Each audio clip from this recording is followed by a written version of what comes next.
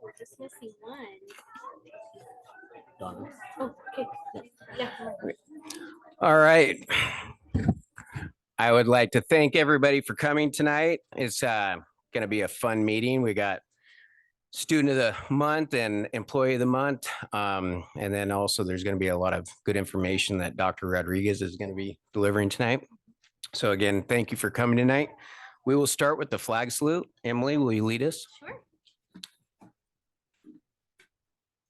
I pledge allegiance to the flag of the United States of America and to the republic for which it stands, one nation, under God, indivisible, with liberty and justice for all.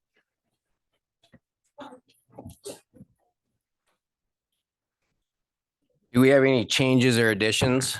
We do not tonight. Thank you. I move we approve the consent agenda as presented. I second. All in favor? Aye. Aye. That takes us to the superintendent's report. Okay, we have a lot of really exciting stuff happening tonight, and we're going to start with an update from Ridgefield High School. So I'd like to call up to the microphone Michaela, who is the ASB Vice President. She is a senior this year and is involved in many clubs and activities, including cheer and unified sports, and is also a member of National Honor Society. And Michaela, I just realized that I do not know your last name, so please tell us your full name too. Hello, for you who may or may not know me, my name is Michaela Nix, and like she said, I'm Vice President of Student Council, so I will come once a month and just give a brief introduction and overview of what we're doing around our school to help promote our goals. And with that being said, this is my ASB presentation. This is kind of our introduction over here in that corner that's kind of being covered. Our slogan that we've chosen to use last year was #D1. That's something that we put on our homecoming t-shirts, anything around the school, just something that we wanted to use as what our goal as an initiative is to give students just a small, brief overview, but what our main goal and deeper goal is building a community and culture by fostering a more diverse and inclusive environment, as well as reuniting our school through shared experiences. And throughout this presentation, I'll pinpoint some shared experiences and some ways that we've promoted some diversity throughout our school and hopefully bring us back to that goal throughout our slideshow. One of the first things that we did this year was Camp Sputter. This is like kind of a freshman day. It kind of takes away the stress from new students without the fear of upperclassmen. So this is a day for new students, transfer students, freshmen mostly. And we go through, they have different stations around the school that they can kind of use to get comfortable. They have a front office station, which is really helpful for getting to know around the school.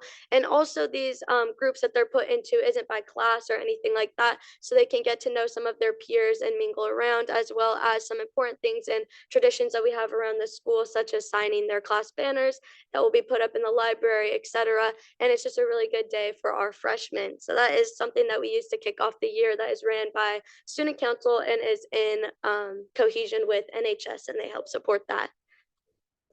Next is our unified representative, Adara Morgan. This is one of our things. About 3 years ago, we started the implementation of unified sports such as basketball and soccer. We've done this in efforts to become a unified champion school. And one of the things that we've done in cohesion with Student Council and our life skills is having a unified representative. So Adara is in the class full time. So she's in that class every day. She gets to create posters. She gets to have her opinions in meetings, which is really helpful when it comes to dances, especially just giving us an awareness and how we can improve as a school and giving us a little insight, as well as just promoting that bond and partnership with life skills that some schools may not have.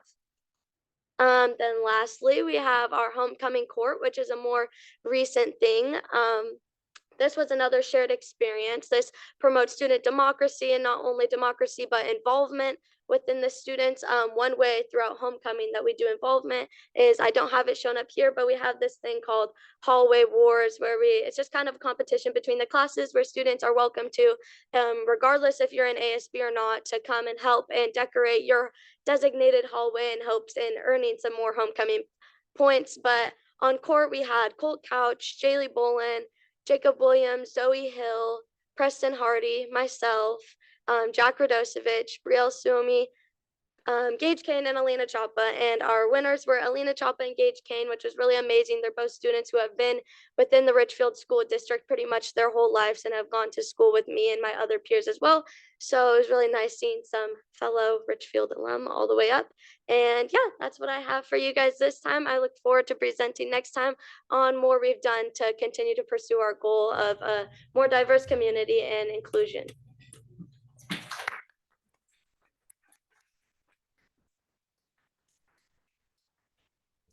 Thank you, Michaela. We appreciate having you here. We're going to move now into our Student of the Month ceremony. Each of our building administrators will be coming up to recognize and call up the student that has been selected from their campus. Our teachers nominate students throughout the month, and then there's a determination made at each campus who the Student of the Month will be. So we're so excited to see our very first Students of the Month of the 24-25 school year. When your principal or assistant principal comes up to the microphone, they will say your name. When you hear your name, students, you're going to come right up front, and the board is going to be there to be with you while we say some nice things about you and give you a whole bunch of good stuff. Right? And we're going to start today with Wisdom Ridge Academy and Director Alan Andringa. Oh, can I step away from here? All right. So no red carpet this year? Oh, okay. Look at that.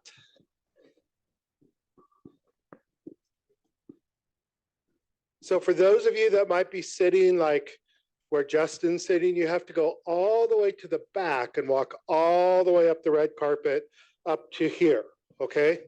So Wisdom Ridge Academy is pleased to announce fifth grader Justin Paul is our October 2024 Student of the Month. Come on up, Justin.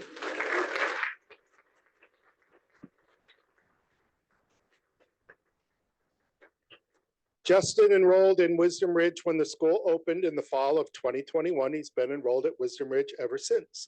He says he likes the flexibility of doing online school from home and says his favorite part of Wisdom Ridge is being able to come in for enrichment and other activities and meet with other students his age. Mrs. Cox, Justin's teacher the past 2 years at Wisdom Ridge, says that Justin is extremely thoughtful with and kind to all of his peers. He strives to lift others up and looks for ways to be helpful and encouraging.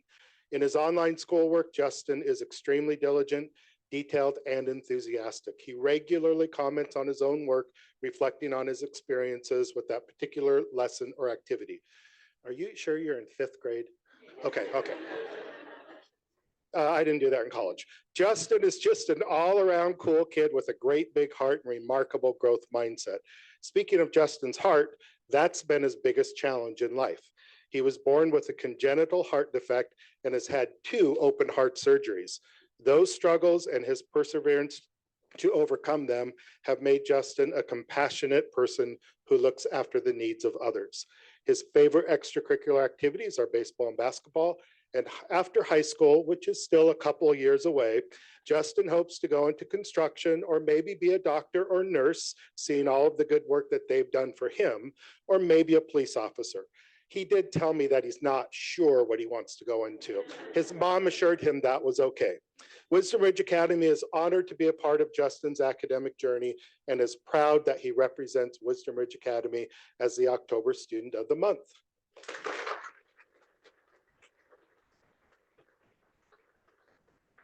Justin, who did you bring with you? I know you've got a row of people. Who did you bring with you? I brought my mom, my dad, my sister, my grandma, and my grandpa. Welcome all. What do I do next? We don't do that anymore. Right? Okay, so now Joe's going to come up and take some pictures, and then I'm going to pass the microphone on to the next person.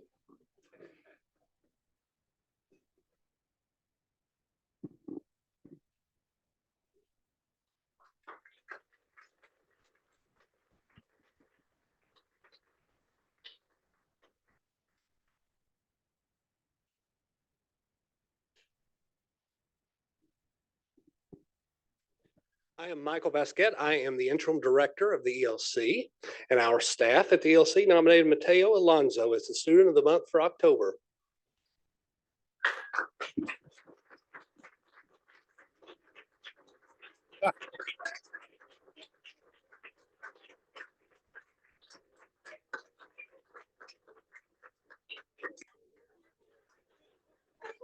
And now we know why.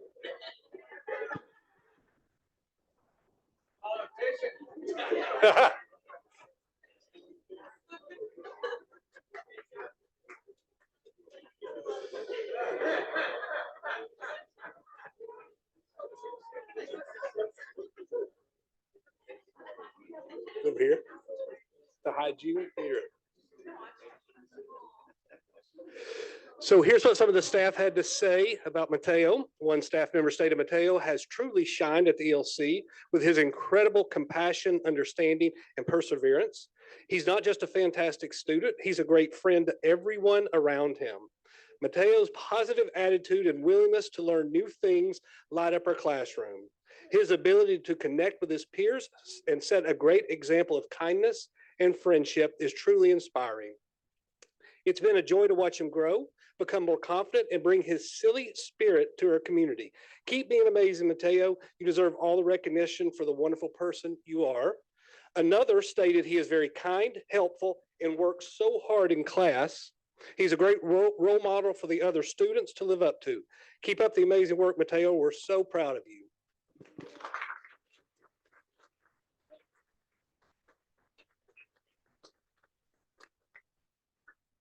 Hey, do you want to tell us who you brought? Yeah. Who came with you? Thanks. Thank you. Thank you. Thank you, Mateo.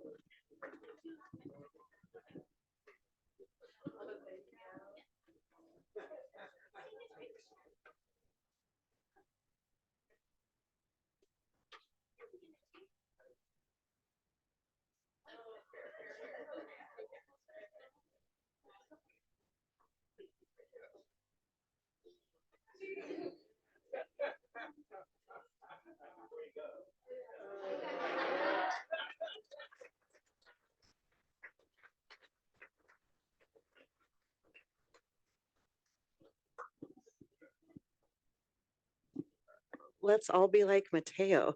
I am Jill Ninehouse. I'm the principal at Southridge Elementary School, and I have the pleasure of recognizing Emmett Jackson as our Southridge Student of the Month. Emmett, come on up.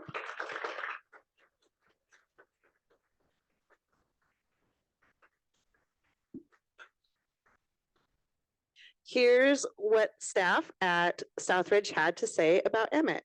Emmett Jackson is one amazing second grader. He's curious, hardworking, and full of genuine kindness.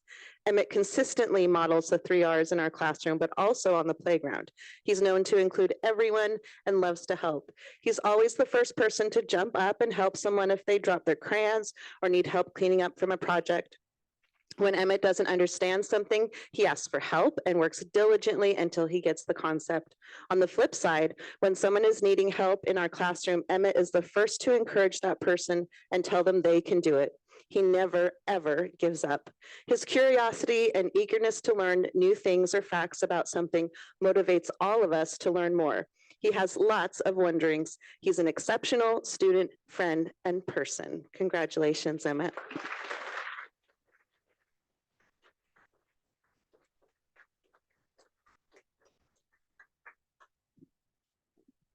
Who did you bring with you tonight? My mommy, my dad, and my little sister. Awesome, thank you.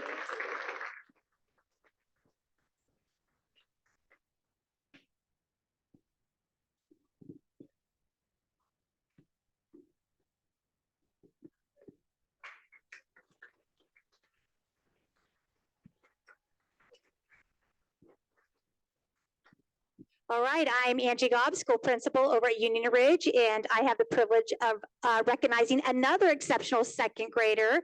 This one is from Union Ridge, and he is a tater tot. Come on down, Barn Temple. There we go, come on down. Yep, you walk that red carpet, buddy. Recently, our staff witnessed a truly heartwarming moment that highlights Barin's remarkable character. When a new student joined his class who struggles with learning, he's just learning English, Barin went out of his way to ensure she felt welcome. He thoughtfully created a card for her using Google Translate to explain to her that he too started school late and spoke another language, a little Dutch, correct? He even offered to help her throughout the day and invited her to play with him during recess. Barin starts his day with a smile and ends it the same way. His kindness isn't limited to just one instance. Last year, he consistently showed concern for a classmate who was emotionally struggling. Throughout the day, he would approach his teacher asking how that student was doing and if she was okay. His compassionate nature extends to all his peers, making him a dedicated student who is always on task, kind, and supportive. Union Ridge staff can attest to Barin's numerous acts of kindness and positive influence on the school and classroom environment. His empathy, generosity, and consistent care for others make him a deserving student of the month.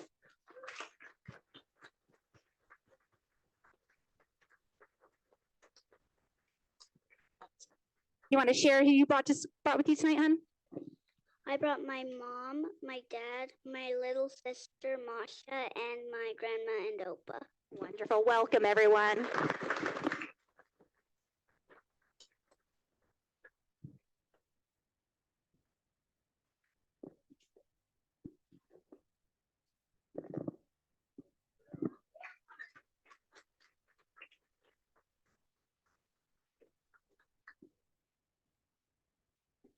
Good evening. My name is Stephanie Goad. I'm the assistant principal at Sunset Ridge Intermediate, and we are very proud to recognize sixth grader Hunter Hinza as the October Student of the Month.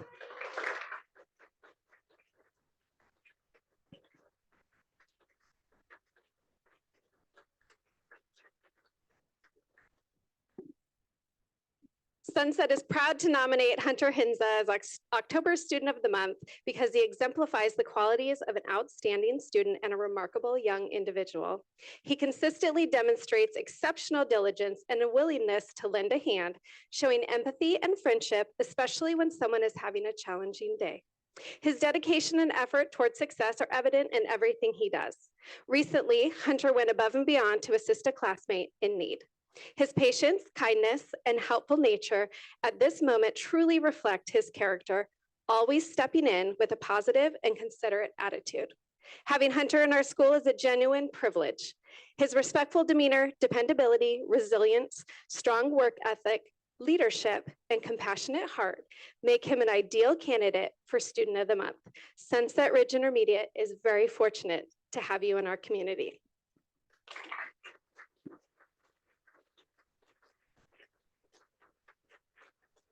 Who are your guests this evening? I just brought my dad. Way to go, Dad.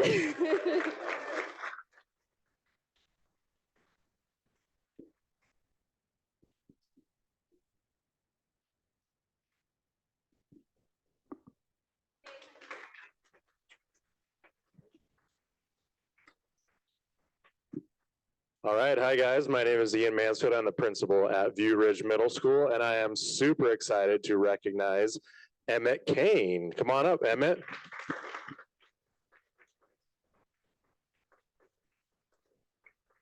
It's a good day to be an Emmett, huh? There's two of us here getting recognized. Emmett, of course, has been selected as the View Ridge Student of the Month due to his exemplary attitude, his dedication, and positive impact on our school community. He consistently challenges himself, particularly in Spanish, in his Spanish acquisition, where he demonstrates strong commitment to improving his skills. He's an outstanding partner in the classroom, consistently embodying the 3 R's: respectful, responsible, and resilient. His kindness and attentiveness are evident in every interaction, and he consistently brings positive energy that uplifts his peers. In both his English, language arts, and history classes, Emmett excels. He approaches his work with creativity and curiosity, going beyond simply completing assignments to truly deepen his understanding. His participation in class discussions is thoughtful and insightful, contributing significantly to the learning environment of himself and of others. His work ethic and ability to focus on in-class activities have been remarkable, making him a positive influence in every class he attends. We are extremely proud to recognize you today, Emmett, for what you do to show others about what it means to excel at View Ridge Middle School. Congratulations.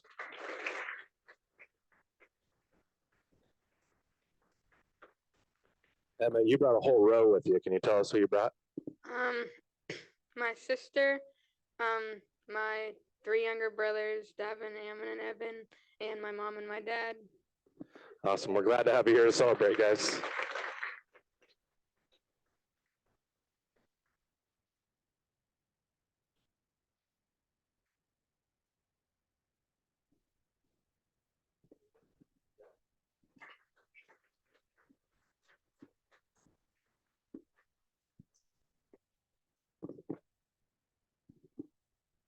Okay, we do not have a Ridgefield High School because the person who is being recognized is a camp counselor at Camp Cispus this week. So we will be recognizing that student next month along with the November winner from Ridgefield High School. So we do, however, have a couple of employees to share with you this evening. We've started a new process where any staff member can nominate any other staff member in the district for recognition. Our staff voted on the name of the award, so it is now known as the Golden Fry, coveted award to be a Golden Fry. And we will be recognizing 2 staff each month at our board meetings when we're doing our recognitions. So the first person I'd like to call up front with the board is Kim Babian. Did I get it?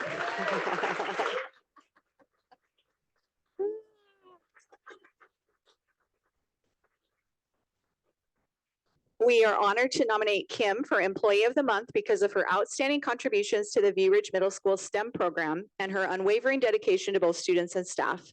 Kim consistently goes above and beyond, offering patience and enthusiasm that makes even the most challenging topics feel accessible to students. Her commitment to student success is clear. She starts every day by checking in with STEM teachers to assess classroom needs and priorities and determines where her support is most needed, adapting her approach as projects and student needs change.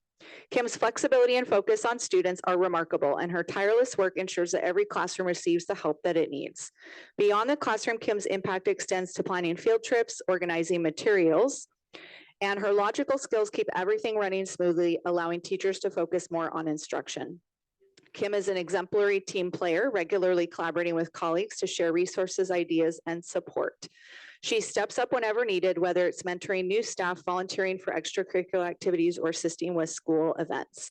And her positivity and professionalism inspire everyone around her. Kim's work ethic, creativity, and genuine care for others have left a lasting impact on the school community. And we are fortunate to have her on our team. For all of these reasons and many more, Kim is our October Employee of the Month. She truly embodies what it means to be an exceptional educator and colleague. And Kim was nominated by 4 different teachers at View Ridge. So she's our most nominated Golden Fry.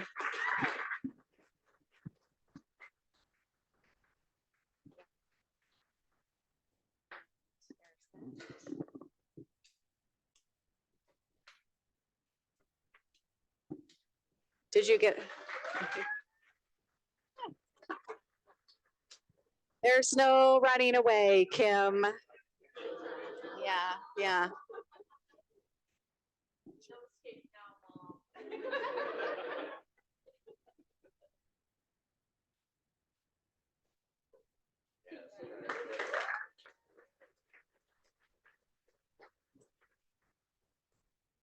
Kim, did you want to share who you brought with you this evening? Congratulations, family. Okay, and next up, nominated by Principal Todd Graves, our second Employee of the Month for October is Jason Lipscomb, the Sunset Ridge and View Ridge Middle School custodian, who is one of our partner employees through ABM. Jason is an invaluable member of the Sunset View Ridge team.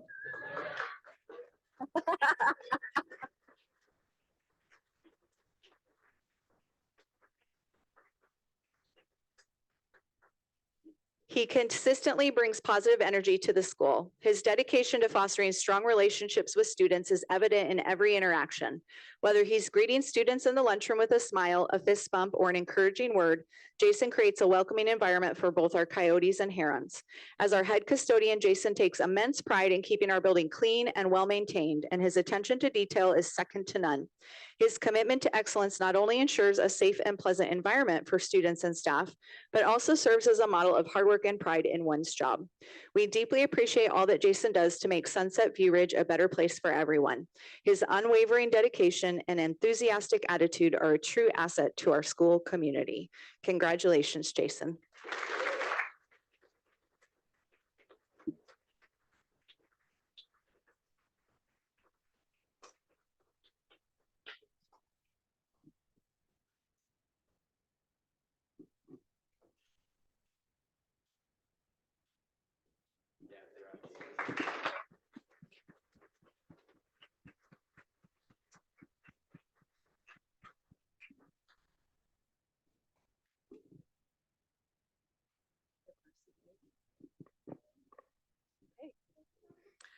Okay, we have one more very special person to celebrate this evening, and she's already standing up front. But if you want to take a lap on the red carpet, you have earned it.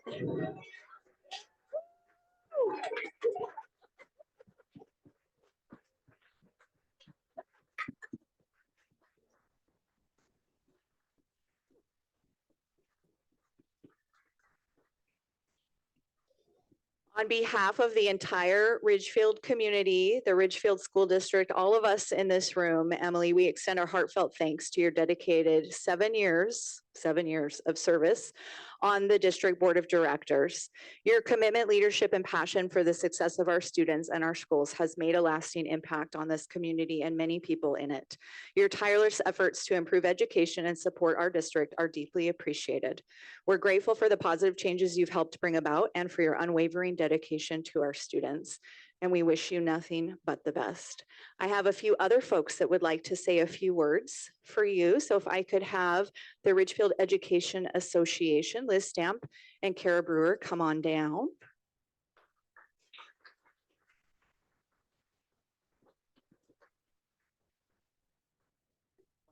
Sure. Yes, thank you. All right. Thank you, Emily, for your service and dedication to the Ridgefield School District on behalf of the Ridgefield Education Association. We appreciate your dedication and devotion to our district, and we know the time and commitment that you have made to it. We wish you were staying on, but we understand that it is time for you to go on. And having your perspective as well and working with us and being able to communicate effectively has definitely been a game changer in having you on our board, and we appreciate that. We also, Cara had the high school made some gifts. So we have some handmade gifts for you. CTE really took lead on this for you. So we do have just a few things for you in here. So, and they also got your little card. So, thank you.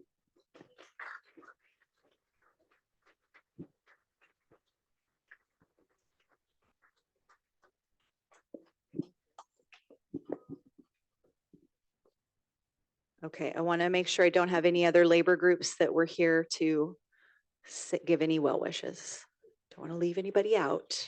Okay, well, we would like to present you with this plaque, Emily. I'm getting fingerprints all over it as I carry it to you.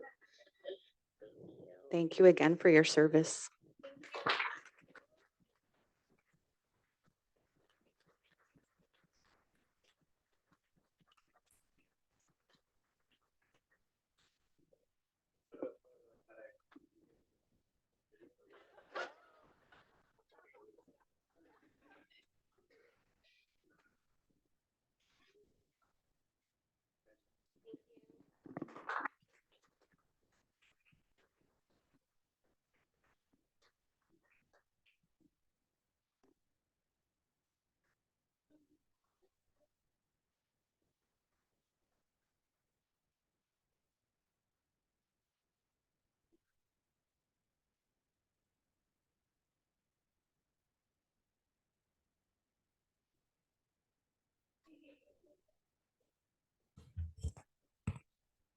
I would love if you want to stay and hear the levy report. It's going to be like an hour long. So I also want to give you the opportunity to escape now. So we're going to take a 5-minute break and then we'll resume the meeting.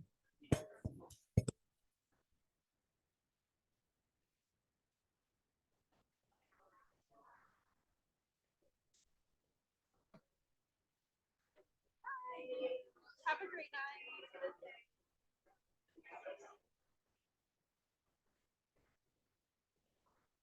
All good?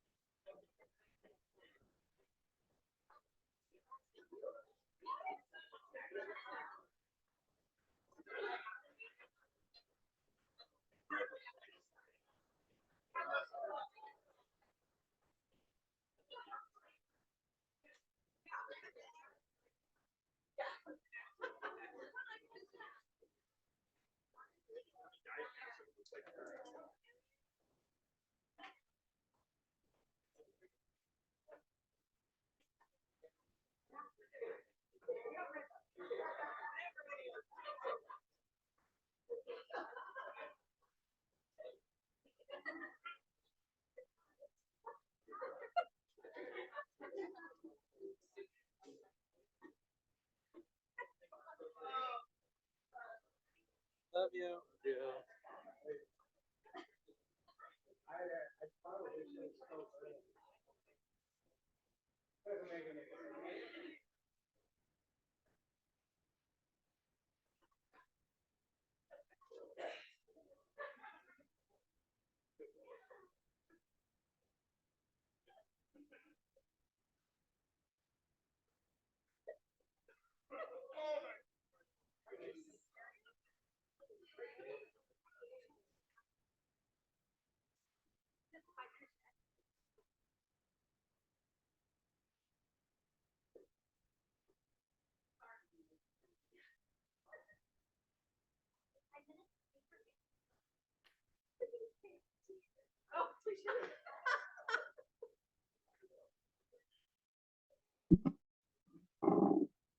If you feel like you need a piece of cake to get through the presentation, there's cake hiding in the closet.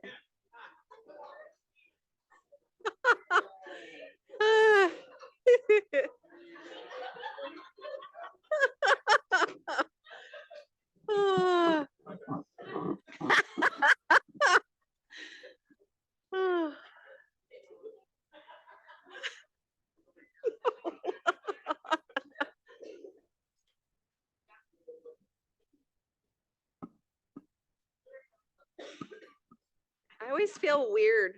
Like it's not, I don't know where the camera is. Yeah, someday. Look at there. Just get like a GoPro and like. Okay, I think we're ready to resume. All right, well, welcome. What a fun evening, and the fun is going to continue because I'm going to be talking about levy options, and I'm very excited to share with you a whole bunch of information tonight and hear a lot of discussion from our board of directors around potential next steps and what direction they would like us as a district to proceed towards. I did give you just an overview of the report to help acclimate you to what we're going to be talking about. We're going to start with just levy basics to make sure we're all clear and that our audience also understands the basics of school levies. We'll be talking about the EP&O, Educational Programs and Operations Levy Direction, including an election date, the term of the levy, and the potential rate of the levy. We're also going to be discussing the potential for a capital and technology levy, including potential dates, terms, and rates. I also tonight am going to provide somewhat of a capital facilities update in that I want to publicly make sure we share where we are with our impact fees, what we could potentially utilize through the state SCAP, School Construction Assistance Program funding, the feedback, which we've talked about a couple of times at board meetings, but just as a reminder, the April 2024 bond feedback from the community survey. I also want to give you just some projections for about the next 3 to 5 years around enrollment by grade level. And then again, we will have a lot of discussion and direction. Okay, so what are levies? Levies are local property taxes used to support a school district. They need a simple majority vote, 50% plus 1 from the residents of the district to pass.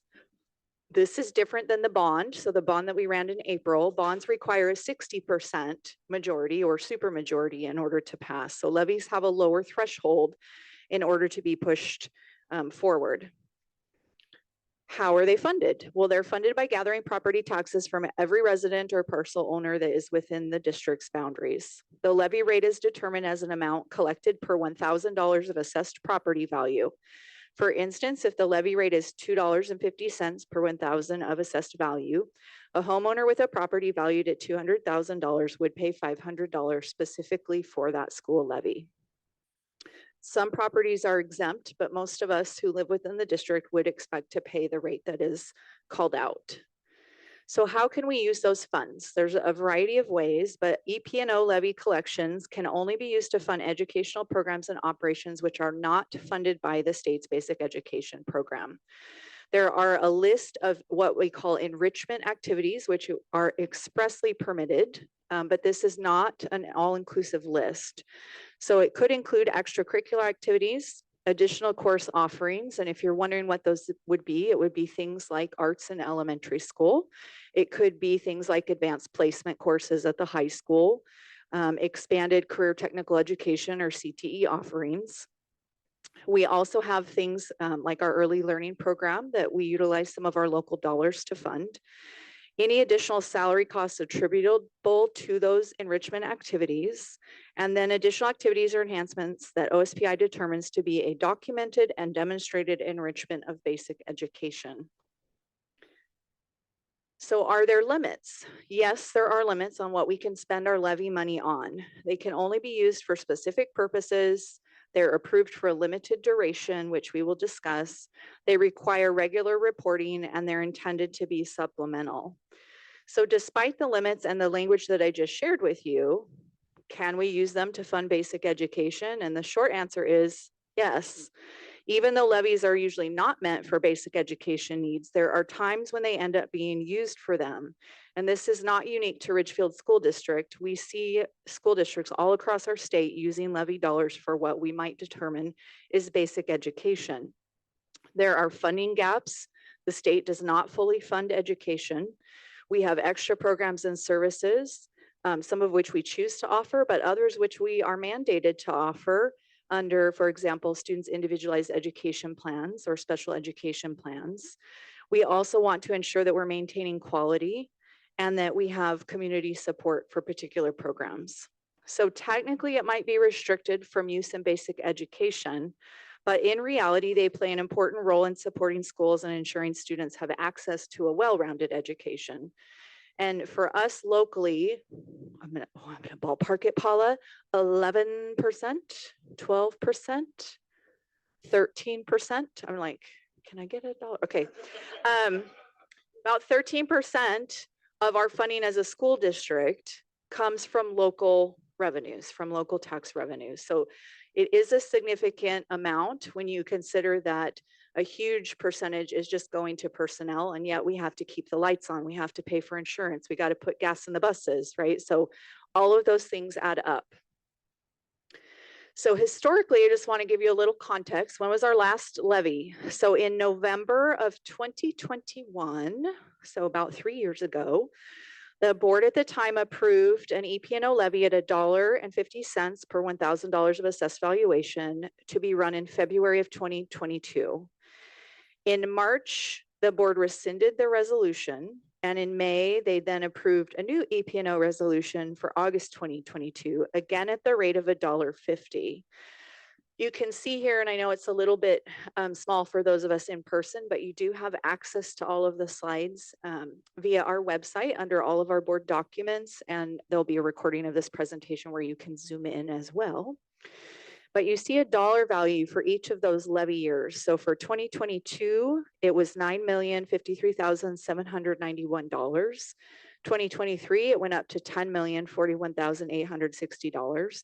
And in our current year, 2024, $11,611,283. You can see off to the right is the actual resolution language that would appear on the ballot. So it explains to you the collection years, in this case, 3, 4, and 5, the levy amount, those numbers that I just shared with you, and the approximate levy rate per $1,000 of assessed value. So at the time, the district determined based on what we thought the AV or assessed valuation was going to be, at $1.50, that is the amount that we would raise. Of course, the assessed valuation can fluctuate up or down, and we do our best to make estimates, but we're not typically right on with that. So how have we used our levy funds here in Ridgefield?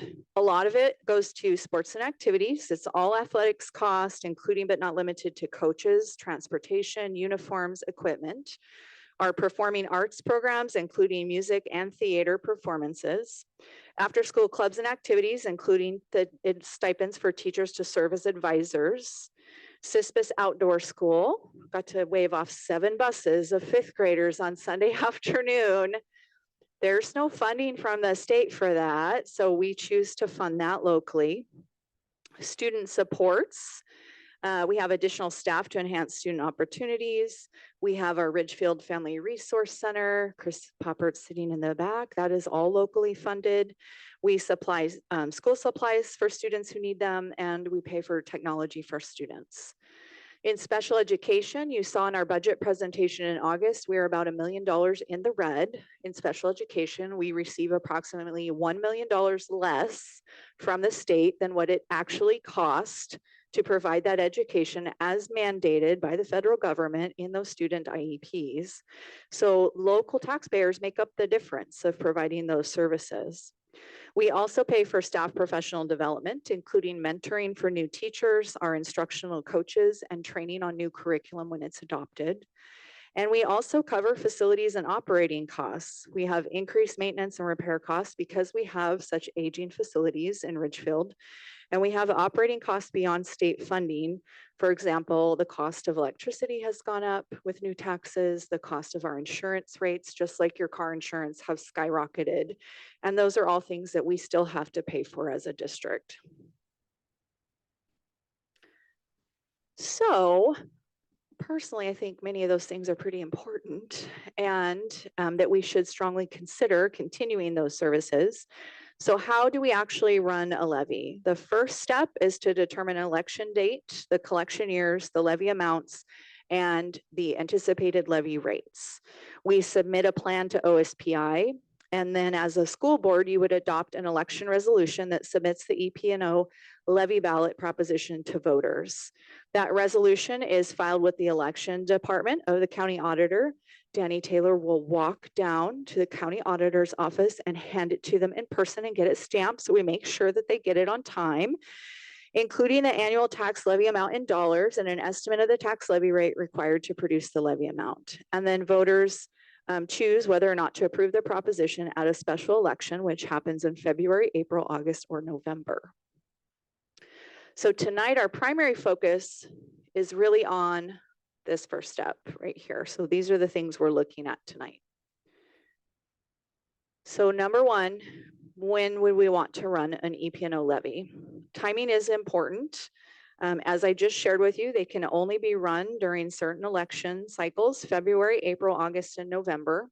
You have in this table here the date of the Clark County election, and then when the deadline is for the resolution, the statements, the pamphlet committee names, all to be submitted to the county office. Shortly thereafter, their for and against statements are due from the people appointed for the pro and con committees. Very shortly after that, the rebuttal is due. And then ballots are mailed out late January, and the election is certified February 21st, about a week and a half after the actual election date. So you can see here, if we were to go in February, we don't have a lot of time to make some pretty big decisions. If we were to go out for an April election, then the deadline is February 21st. Timing, as you're thinking about this as well, it's important for us to think about our board calendar. So it's October the 8th today. We have board meetings scheduled for October 22nd, November 12th, and December 10th. Those are the 3 meetings between now and when the deadline would be for February election.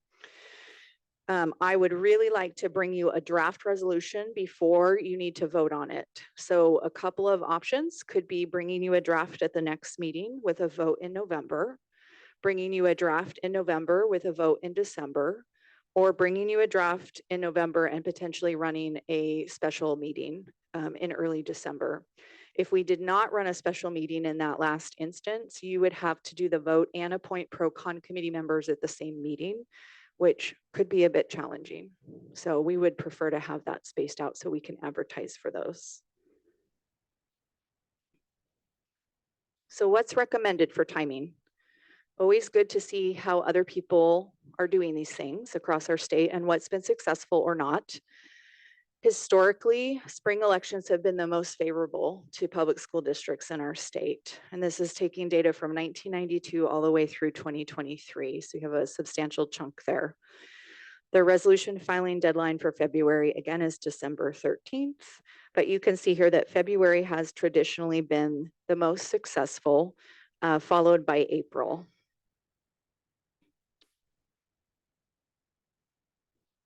So in terms of a recommendation, our current EPNO was approved in August 2022 for 23, 24, and 25. It currently expires December 31st, 2025. So again, this EPNO levy that we're talking about is not a new tax, it's a replacement levy.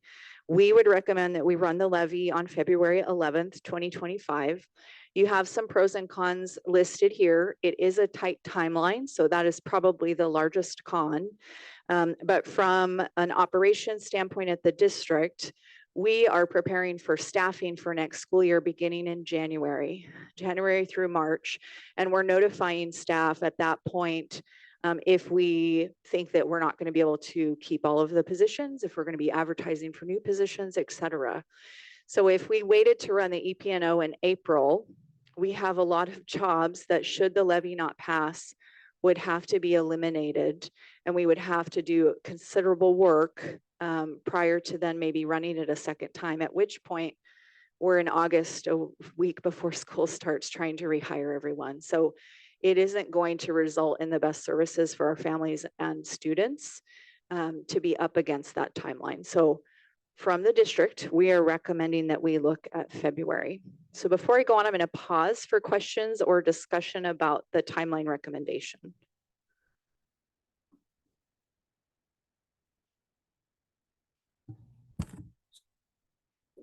This is the time that you want our input back for that? I would, yes. Okay, here it comes. Okay, I'm ready. So I think you're right. I mean, I agree with trying to run it for February. I would like to see that just talking, that proposition that that for us to review, then us have our town hall, and then whether it's a special meeting or the next meeting, we vote. That would be my opinion. Mm-hmm. Next. Yeah, I think the case for running in February makes a lot of sense, just practically speaking. Being under a large amount of stress with timelines is hard for making plans, and we don't want to procrastinate in school or teach our kids to do that. And so I think let's get this information at least as soon as possible so that you all can be planning for the future. That makes sense to me. And then also, and I shared with you yesterday too, I think because we have some listening sessions in town hall schedule, as many chances as we have to really hear from our community about where they are around this, I can't imagine that we don't have a lot of people who want to see a lot of those activities and services and Sputter football continue. There's some things that are really central to the heart of this place. So I also think that makes sense. I'd agree with both. Dr. Rodriguez, can you clarify the amount of years we can collect for? It ranges from 2, 3, or 4. Is that correct? Well, that's a great segue. Okay.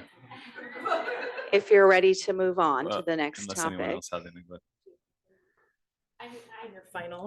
Yeah, I might not be, I won't be voting on it, but I would agree that February Yeah. is, yeah. And just to give more context for the folks in the audience or in the audience at home, we are doing a series of community cafes. We were at Union Ridge Elementary yesterday. We were at Southridge Elementary today.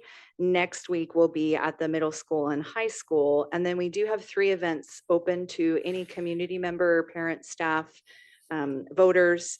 Those will be held on October 30th at Wisdom Ridge Academy from, I believe, 9:30 to 11:30. November 7th at Three Peaks Brewing from 4 to 6 p.m. That might be the funnest one to attend. And then November 14th at Lava Java from 8:30 to 10 in the morning. We also have, as you mentioned, the town hall is the week right after that. It's Tuesday, the 19th. Okay, thank you. And so if we were to, that gives us many opportunities for people to come in and share some feedback. I would recommend we might want to be thinking about a draft. I guess that's a question for you all is, do you want to see a draft before, or do you want to wait until after all of those events have occurred and then see a draft resolution? I think personally for the EP&O levy, I feel like having a draft ahead of time is fine. Okay. Okay.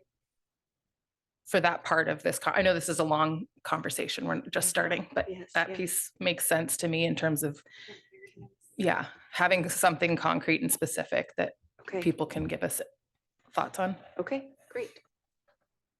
So to your question, Jake, what are some of the rules that guide it? And one of the important ones is the time period. So EP&O levies may be run for 1 to 4 year periods. 4 years is the maximum. Also super important for us to note that it can only be submitted twice during a 12-month period. So if we go out in February and it fails, and we go in April and it fails, we're laying people off because we won't be able to run it until the next February. So important to note that. This one, I don't have a lot more background for you. Historically in Ridgefield, they've been 3 years. For a really long time, we have run levies for 3-year cycles. And in this case, I don't know that there's any particular advantage to stray from that history. So we're from the district recommending that we run the levy, the EP&O levy, for a 3-year cycle. It would be for tax years 2026, 2027, and 2028. Questions, thoughts, feedback? No, there's so 3 years, 4 years. Is the reason you don't run it for 4 is that maybe that's too far out and things may change? If that 3 is kind of more reasonable to have Yeah, a grasp on it? With 4, it's really difficult to predict that far out with the assessed valuation, with changes potentially that come from the legislature. Because once we go out, we don't want to go out again until the end of that period. Running it on a 1-year or a 2-year cycle is a significant amount of work. We also pay for the election. I don't know that folks understand. It's certainly not something I knew before I worked in schools. Every time we run it, the district is paying the bill for the auditor to run the election, a portion of that election cost. So 3 years is kind of a happy medium, long enough that we are capitalizing sort of on consistency and saving some money around election costs and time and effort on behalf of the district, while not going so far out that we probably miss the mark with all of the estimations that have to occur. That sounds good. Yeah. Okay. I see nodding heads. So, okay. All right. So I'm going to bring you back to the levy rates, because that is the last part of this EP&O question. And it is the most challenging question, is what rate do we want to have for our EP&O levy? So the amount that districts can get from an EP&O levy is limited by the legislature. We basically have 2 paths and we get the lesser of. So we can collect $2.50 per $1,000 of assessed property value, or $3,149.69 per student, and this is in 2024 because that number changes each year with inflation. You have to take whichever is less. Super important. So let's talk about this levy cap and how it affects us. Again, the levy cap is the maximum a district can collect in a given tax year. I want to take you back and give you, I was a history teacher, a little history lesson. So prior to 2017, the levy cap in the state of Washington was 28% of the combined state and federal funding amounts. It's a significantly high number. In 2017, the legislature set new maximums, which would take effect in 2019 and require the district to take the lower of the two options, $2,500 per student, which would adjust annually by inflation, or $1.50 per $1,000 in assessed valuation.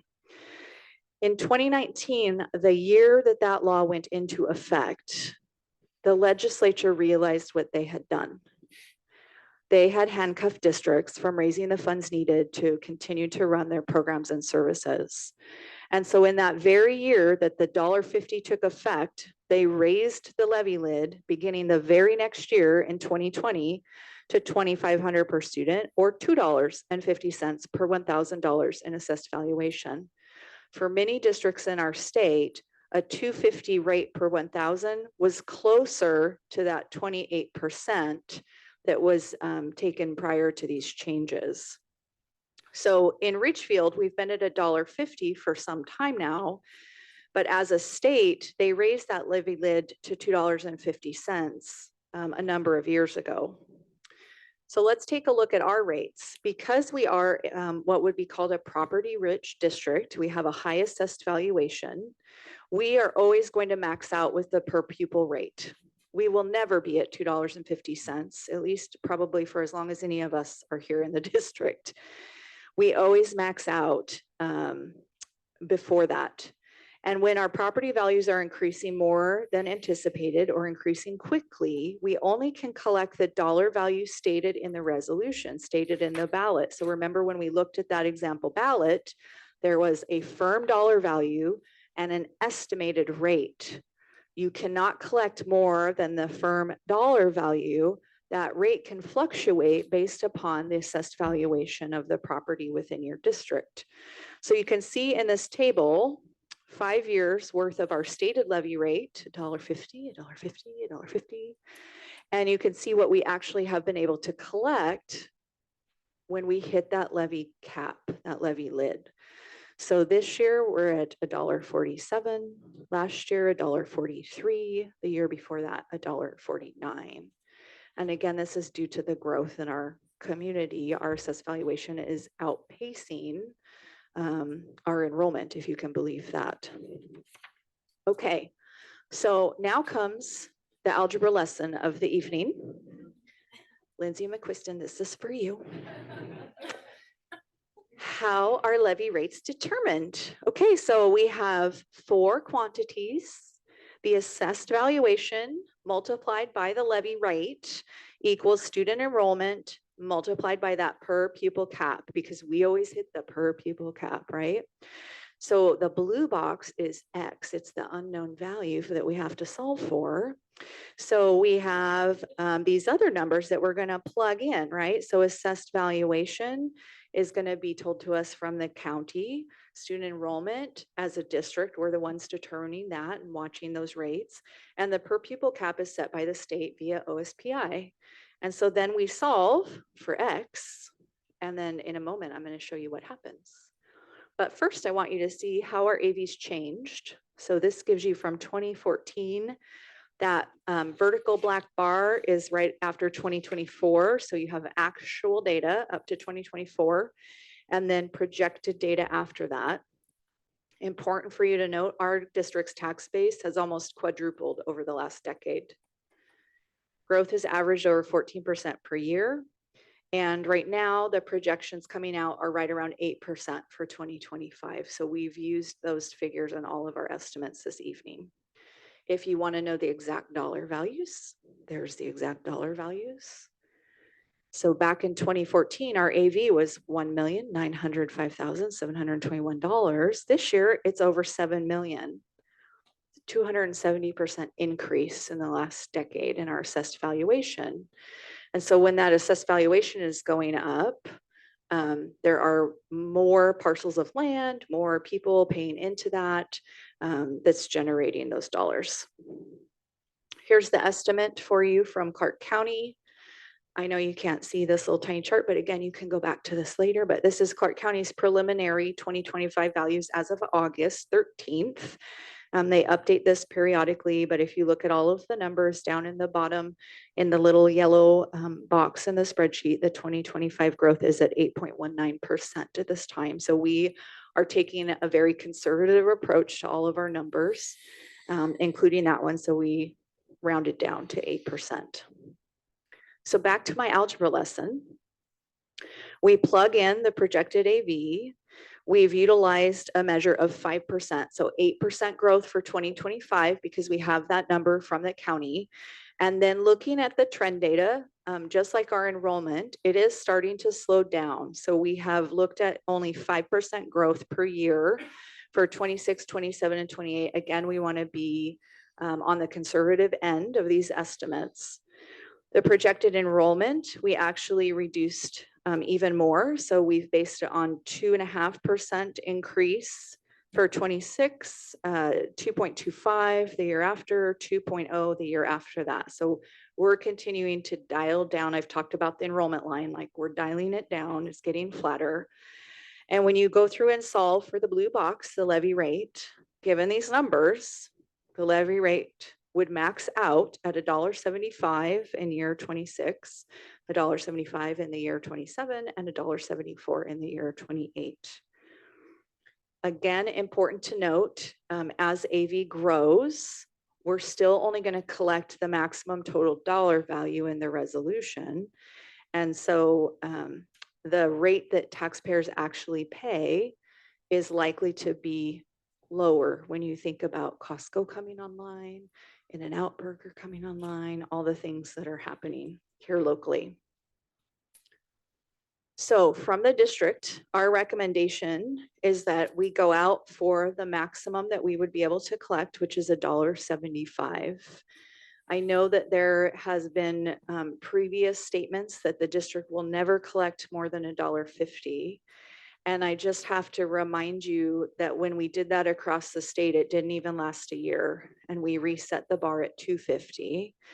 We've collected less than the $1.50 per thousand for the last 3 years in a row, which is negatively impacting our finances as a district.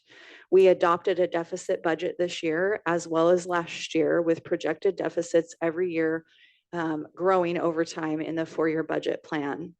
And this is, again, not just a Ridgefield issue. The financial outlook for school districts in our state is extremely challenging. And at this time, 5 school districts are currently in binding conditions, which basically means they can't pay their bills. And the state steps in to help them with that. So knowing all of those things and that costs continue to escalate for really everything out there, we would like to go out for the $1.75 rather than maintaining the $1.50 that we've had previously. Conversation.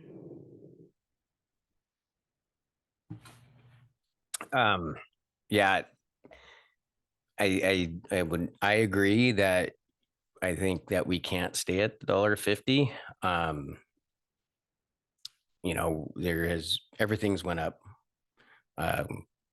You know, wages have went up, and but everything, there's this costs more than what it did before. So the fact that it was said or thought that we could hold this rate forever is probably just not realistic. So I think this seems realistic. I'm curious, can you help me understand if we're really off with the estimates on assessed value, what happens? So if we are underestimating assessed value by too much, what does that mean in terms of? I have to get out my pencil and do the math. Yeah. I think if the assessed valuation comes in below, it's going to drive the levy rate up. But we have typically, even when that's happened, we have done what's called a rollback. And Okay. we have rolled it back to the stated levy rate that we put in front of voters. Okay.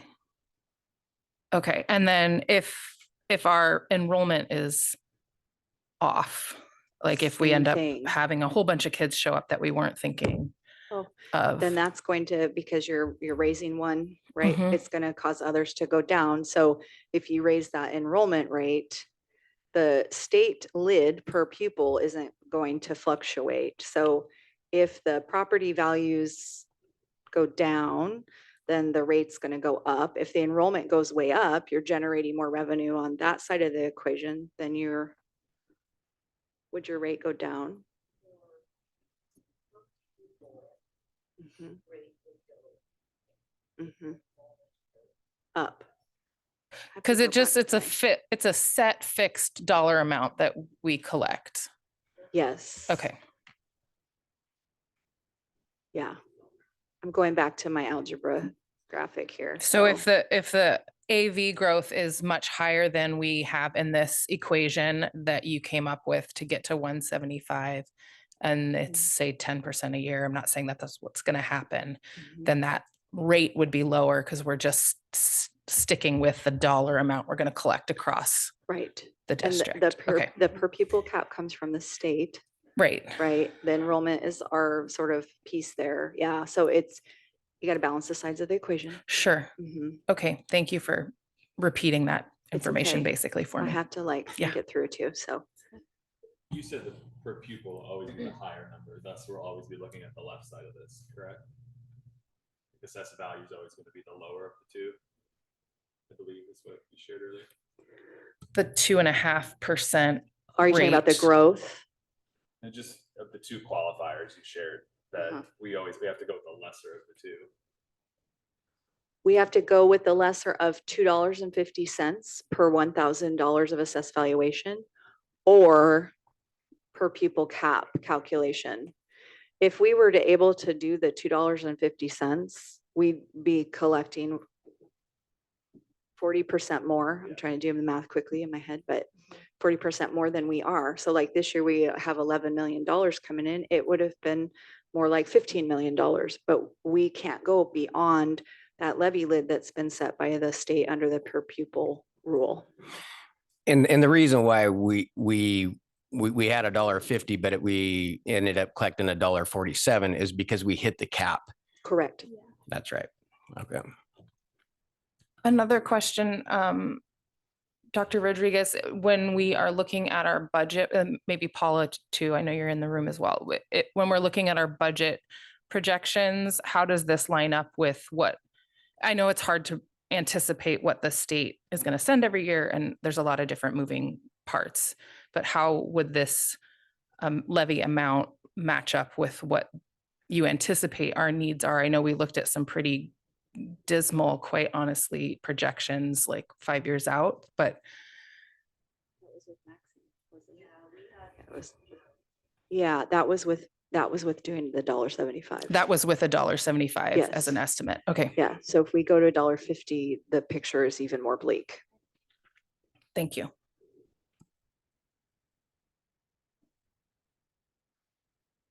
Okay, ready to move on?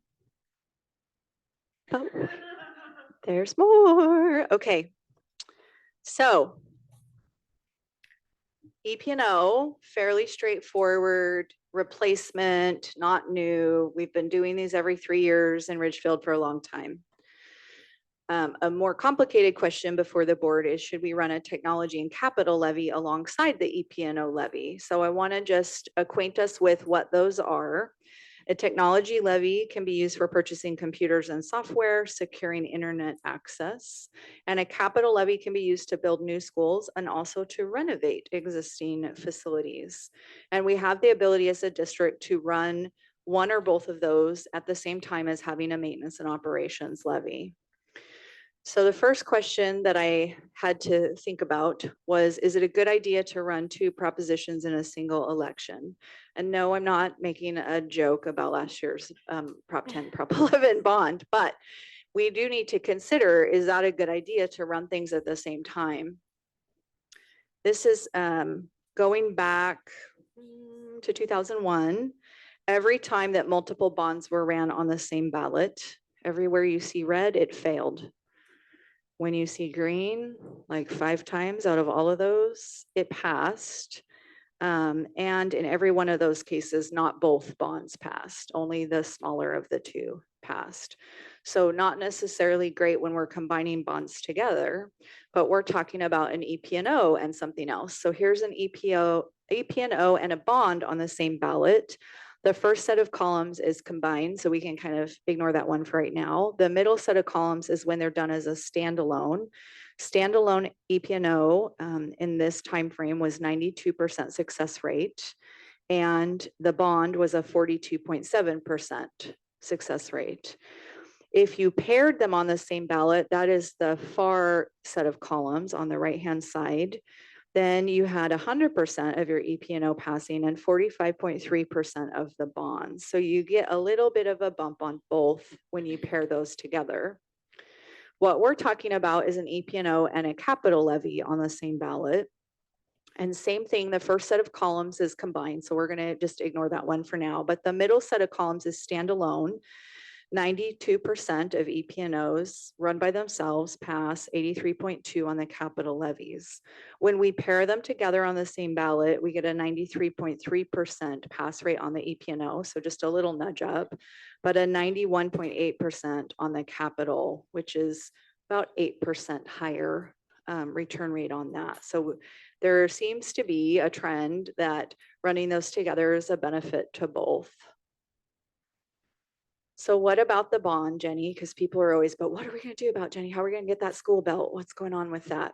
And I've been holding people off, and I appreciate the board's willingness to put bonds aside for the year as we work on a lot of systems. But I want to just very quickly talk a little bit about facility needs, because this will play into capital levy options. This is our bond history going all the way back to March 1990 when I was a wee 8th grader. And in the past 35 years, RSD has run 16 bonds, 4 of 16 have passed. It's a pass rate of 25%. If I look at just the last decade, the pass rate goes down to 16.67%. And if I look even more recently in the last 5 years, our pass rate is 0. So I think it's important for us to be realistic about the likelihood of passing a bond in this community. I think a lot of good people have tried a lot of things, and it has been very difficult to pass a bond. Again, this is not just a Ridgefield issue. So the most recent election was in August. There was one bond issue in our state, didn't pass. There were 2 capital levies and they both passed. So we're seeing a trend of districts move to capital levy because they seem to be easier to get through. And part of that is the pass rate of 50%. Part of it is also it's a much shorter term debt. So with a capital levy, the maximum is 6 years versus a bond, which can go up to 40 years, which is a long time if you're thinking about that as a taxpayer. So let's talk a little bit about the differences between bonds and capital levies. I already shared the most important. There's a difference in the level of majority needed to pass. Bonds require a 60% supermajority. Capital levies, instead, it's a simple majority of 50% plus 1. The difference in term, 40-year maximum versus a 6-year, 1 to 6 year collection cycle. There is little or no interest cost on a capital project levy because it's a short term. So as the money is rolling in and you're using it, you're not paying interest up front. When you do a bond, you're basically borrowing a bunch of money at the front end and paying it back like you would do for a mortgage on a house. And so when you're thinking about that mortgage, we don't pay the price of the house. We pay the price of the house plus the interest. So it's certainly something to consider. The other big thing is that bonds can really only be utilized for new construction, additional space, where capital levies can pay the cost to construct, modernize, or remodel school facilities, including technology improvements. So if we were to go out for a capital levy, how much could a capital levy generate? Realistically, we did not think that in this community more than $1 was likely. So as a cabinet, We have looked at options of 25 cents, 50 cents, 75 cents, or $1 over 6 years. The same things that we looked at before with the EP&O are important. The assessed valuation is a factor. So again, we utilize those same numbers of 8% for 25 and 5% for the 3 years following. And then you can see here, based on that, how much revenue is generated. So if on a 6-year, we ran a 25-cent capital and technology levy, that would generate $11 million. Important to note, that's over 6 years. So you're only going to see about 1.8 million each year. When you think about the size of our entire budget, 70 million-ish. Okay, I'm checking with Paula. 1 million is not a lot. If we rent it up to $1, it's about 44 million and generates about 7.3 million per year, which is equivalent to approximately 10% of our budget. You can imagine if you had 10% salary increase or 10%, right? That makes a difference, that you can do some things differently. And if you don't trust my numbers, here's a spreadsheet with how it's calculated, and you can, to your heart's content, play with that at another time. So what additional funding might be available to meet our facility needs? Because we've tried the bond route and it's not gone well. So capital levy might be part of it. There's also been talk about impact fees, and we got some feedback in last year's bond cycle around impact fees and whether they were being put to the projects that were being proposed or not. Impact fees are assessed by counties and cities through adopted ordinances on new residential development. It's part of the development approval process. Authorized expenditures, it's not everything, but we can pay for land, new schools, additions to existing schools, enlargement of some facilities. We cannot spend those dollars on operations, so that doesn't do any good when our electricity bill goes up. We can't spend it on salaries for any employee in the district. We can't spend it on maintenance or repairs like fixing the roofs at our elementary schools.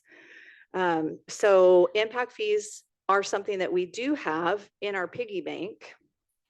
Historically, you can see how much as a district we've collected over the last several years. 23, 24 is not added in here, so that actually is an even higher number than that, but you can see where we've expended those as well over about a 5-year term. So 4.3 million in portables, because we don't have space in our buildings, so our students are being served in portables. Land acquisition and development, $15 million. We do have multiple properties that we own as a district. It's something we should consider. Whether all of those properties are properties we anticipate developing in the future or not, whether they're in the location that would most benefit our families and community. But there has been a lot of work done on the proposed site for elementary number 3, so that it's truly ready to just get going on construction when we have funding. And then new classroom construction of about $6.8 million. So we've spent $26 million of the impact fees that have come in. They continue to accrue, right? So we get those little deposits come in and Paula puts them in the account. So as of August, we had $21 million, $252,109. The amount that was included in Proposition 10 and 11 combined was about 10.5 million. We weren't up to 20 at that point, right? Because it's continued to accrue, but that was not the full amount. And certainly we could be thinking about putting that full amount towards a construction project. So $21 million. There's also state funding available through what's called SCAP funding, which stands for School Construction and Assistance Program. So what is that? It's a way that the state offers extra funding for school construction projects. In fact, it's the only state funding that schools receive for capital projects. There is no designation that, oh gosh, after 70 years, you might need a new school. The state doesn't fund that. So the only way to access it is through the SCAP program. Important for us to take a look at what's available. How do they determine how much districts will get? Well, like all other things, school finance in a very convoluted, complicated way. They receive it based on a multi-part formula. First, the number of students in each grade determines how much educational space is needed. So they have decided an elementary child needs 90 square feet, a high schooler needs 130. Those are then multiplied by the school's projected enrollment. Then a maximum allowable cost per square foot is figured out. Projects after July 1st are $271. They actually just raised this last year. It's $375. If any of you have built anything recently, like a house or a shop, $375 per square foot. I mean, I don't want my child in a house built at $375 per square foot. I'm just going to say. So, and then to make it even more complicated, each district then gets a funding percentage, which could range from 20% to as high as 95% that the state will give you on the project. State funding only comes in after the district covers its share of the project costs. So this is the only way for a district to get construction money is we have to come up with a portion ourselves. And then the state says, we'll help you out because they want us to have some skin in the game. Bonds have been failing at such a rate that the SCAP piggy bank is getting fatter and fatter, which could be great if we could find a way to access it. So simplifying it for you, this is the simple version. You assess eligibility, you crunch a bunch of numbers, and then you say, please OSPI, may I have some SCAP funding? The process takes some time. There's a study and survey, and there's a grant for that. So we are already pursuing that. Assistant Superintendent Chris Griffith is working with our local ESD around getting a study and survey completed. We know whether we access this money or not, that is information that we want for our capital facilities group to have on hand. So we're working on collecting that. There are design review processes and then project and funding approval before you get a dollar. So what's available for Ridgefield? Actually, quite a lot. And part of this has to do with what we call unhoused student population. That does not mean that we have homeless students camping out, having class outside in the forest. But what it does mean is kids are in portables, kids are doubled up. We're using offices, we're using collaboration spaces as classrooms, those types of things. So when you take a look at all of the formula that's required, for us here in Ridgefield, and again at the new rate of $375, K-8 new square footage, we have just over $16.5 million available.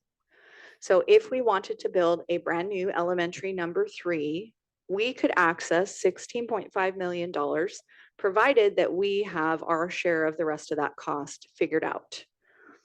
We also have for K-8 a modernization or replacement, or what you will hear school folks call new in lieu. So new in lieu funding is where we are looking to replace older buildings to have better facilities for our children. And Ridgefield has almost $23.5 million sitting in that piggy bank that we cannot access right now because we don't have matching funds. At the high school level, so 9-12, we have 1.7 million in new square footage for unhoused and 6.1 million in modernization or replacement or new in lieu funding. So if you think about all these numbers that I've thrown at you and your head might be spinning a bit, I know that mine is. Capital technology levy, if we ran it at $1 for 6 years, could generate $44 million or 7.3 million per year, rolling in year after year for 6 years. We have $21 million sitting in our own piggy bank of impact fees that we could start spending as soon as we have a plan. We also could access SCAP funding for K-8 of $16.5 million. We have to go through an approval process and then it's reimbursement. So it is important to be thinking about that cash flow issue. And we could also get SCAP K-8 new in lieu of $23.4 million for a combined total of $104 million, almost $105 million. A big chunk of that is coming from the state, about 40 million from the state and about 60 million from us, 20 of which is already in our bank. And just as a reminder, there's an additional 7.8 million in SCAP potentially available for Ridgefield High School construction and new in lieu. But I'm going to really focus the rest of the presentation on the elementary. And so I want you to think about potentially how could we get that $105 million and how might we get through that process? Cash flow is critical. So timing our construction is dependent on when the funding is available. We have to front fund expenses and coordinate with OSPI around reimbursements. The capital levy is the one that's really the kind of pending money. It would be generated over that 6-year period, and the first installment would be received in April of 2026. So not this school year, but the spring of next school year. So I've put together a very simplified kind of a cash flow over the 6 years table. So next year in school year 25-26, we can access all of the impact fees. We would front fund with that and then bill back to the state for the 16 million of state match for new construction. Start building elementary number 3 as soon as we decide that's what we want to do. The cost in the bond last year was $47 million. We have heard very clearly, and there's a slide in a bit, from the community about scale it down. And I have to be honest, I agree. I walk through some of our newer facilities and they are beautiful, but they are also more than is necessary. And so when I look at the design that we have, we've had a preliminary conversation with the architect around, would it be possible to scale quite a few things back? We also have the question, and that's not even before you tonight, of whether we want to use that plan. But I will tell you that architectural plans are extremely expensive, and a lot of money's been invested in previous years for those plans. Items that are, I think, known at this point is we would absolutely be removing the turf field. We would be downsizing the gym. We would be removing the bleachers from the gym, and we would be tightening up the astronomical hallways, collaboration spaces, to basically make more room for classrooms and also to streamline the exterior of the building. All of those things will save us some costs. And what cost $47 million last April costs more now. So we're estimating that there's cost escalation somewhere between 50 and 55. I believe we could get it down to 45 by doing some of those right sizing approaches. At $45 million, in April of next year, we have 4 million coming in from that capital levy. Again, that's only if we run it at a rate of $1 for 6 years. That leaves just 5 million left to finish elementary 3. We've started to talk with finance folks at the ESD and in other partnerships that we have around the potential for a short-term loan so that that school could be finished, and then the loan would be paid off with the October levy payment. So it is complicated, and I want to make sure people understand we're not trying to slide something by. We're really pacing out the flow of when cash is going to be received in order to have that elementary built during the 25-26 school year and open in the fall of 26. So we could be looking at a new 3rd elementary open in less than 2 years from today. If you move into that 2nd year of 26-27, we're basically repaying that shortfall. Might be a little bit of funds that would carry over. We'd basically take a break from construction for a year. And then in 27-28, we've got capital levy dollars coming in October and April. And at this point, we would start working on new and lieu construction. So Union Ridge and South Ridge, which hasn't been a huge topic of conversation, have sprawling campuses, quite a disparity between the old building and the new buildings, which are 10 years old. They have roofs that are failing. And I would rather see us put money into building a new school that will last for 50 years than continue to Band-Aid a building that's falling apart. We have HVAC that's not working. We have roofs that are leaking. We're paying maintenance folks to go out and mop and move buckets instead of to keep our grounds clean. When you have aging facilities, there's additional costs that come with that, both in personnel and time and materials.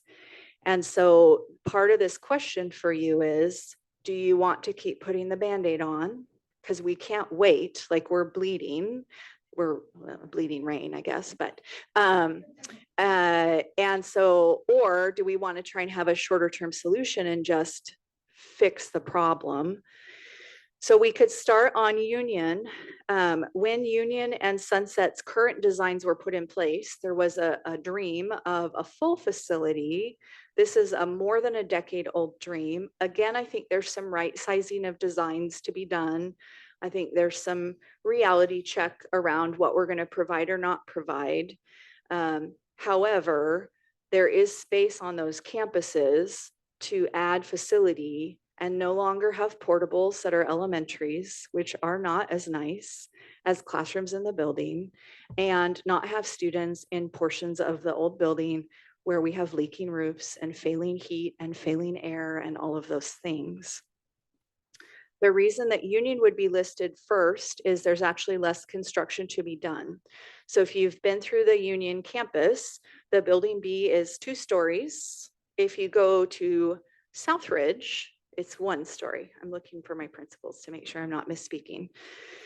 And so knowing that, we basically built half of the building at Union, 2 stories plus gym plus cafeteria.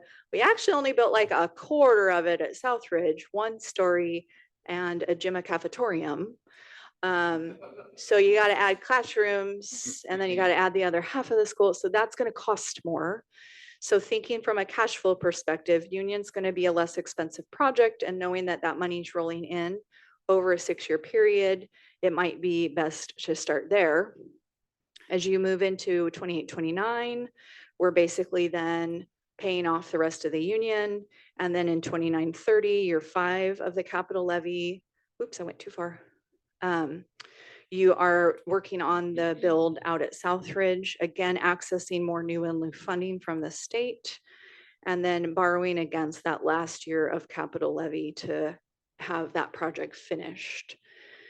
So in 5.5 years, 6 years, we could have basically 3 almost brand new elementary sites. If we want to do that. So that's a huge question, is whether we want to do that.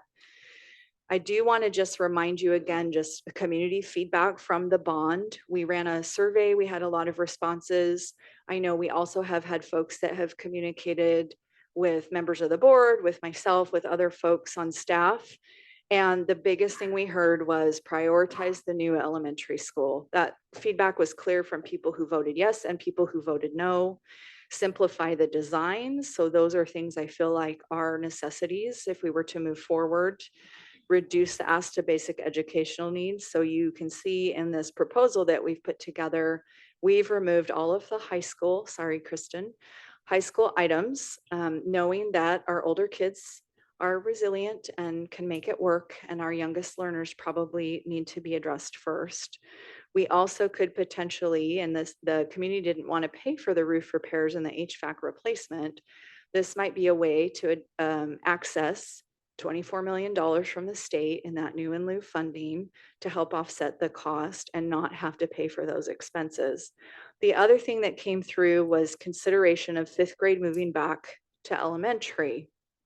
So I know I'm talking about a lot of things tonight, but let's talk about that too. So how does projected enrollment growth impact current facility needs? So I want to take you back to a few board meetings ago when we shared the enrollment report. And so we have 4,116 sputters and future sputters head count in our district, just over 4,000 FTE full-time equivalent.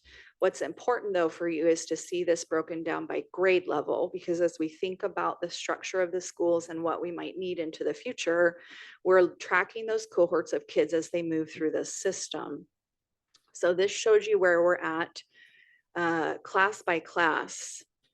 Some interesting trends, like we're over 300, 11th, 10th, 9th, 8th, 7th, 6th, 5th, 4th, but then the kinder and first grade are both under 300. So that's something to consider. It seems to be slowing like many other things in our community. If we're thinking specifically about the elementary, how has the growth changed over time? The peak for Union and South was in the 17-18 school year. We had 914 students at Union Ridge, 818 students at Southridge. God bless you, principals and assistant principals. In 2018, we opened Sunset, moved to the 5th grade out. That like relieved a little bit of the pressure, adjusted our elementaries to K4. In 2022, we were noticing, something's happening with our boundaries. So they were redone to try and create a similar size between Union and South. And so in that year, we had 712 students at Union and 719 at South. And currently we have 706 at Union. So it's been fairly flat for the last couple of years. But South has ballooned to 751. And I know when I talked to Principal Jill this morning, she said, we've gotten 3 new students every week since the school year began. So it's continuing to grow. So just a concern around the potential boundaries, the sizes of the schools. And you may say, well, we had 900 kids there, so we could go back to 900. You're right, we could, because teachers are amazing and they will make it work. We will never turn a child away. We're not going to make them have class in the forest. But it's difficult. It increases your class sizes because when you run out of classrooms at an elementary, the only solution is to put more kids in every class. And that is just something to really consider as a parent or community member if that's providing the best services to our littlest learners.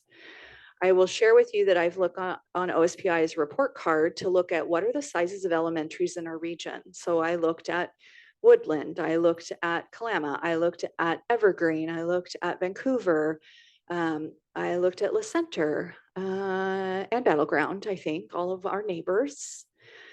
And most elementaries are in the range of 300 to 525-ish. So our principals and our teachers do a phenomenal job of knowing every child in that 751 kids.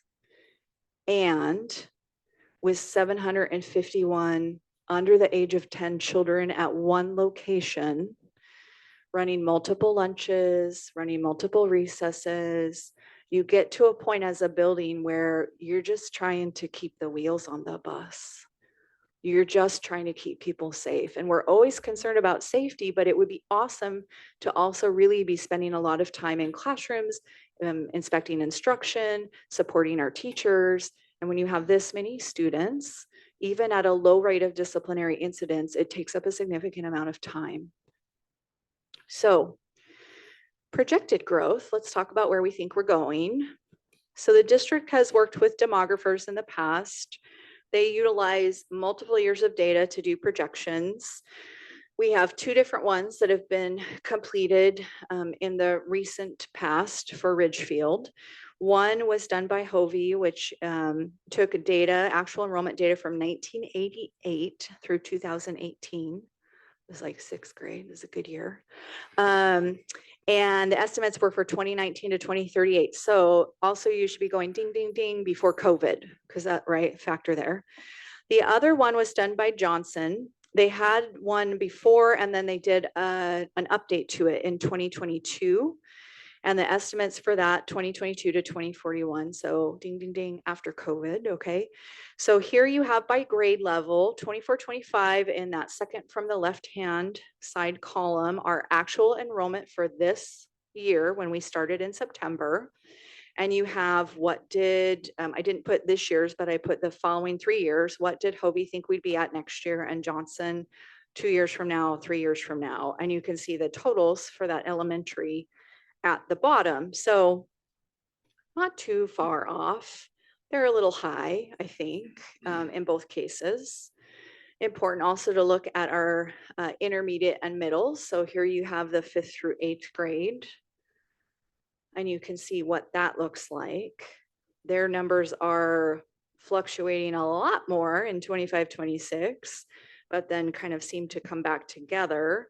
And Johnson, I guess he thinks we're gonna have just tons and tons of middle schoolers coming in the next few years. So big increase there. In 9th through 12th grade, making sure I'm in the right spot. Here's the numbers for that. So again, they're kind of projecting what looks like potentially a little bit high. Hovey more than Johnson.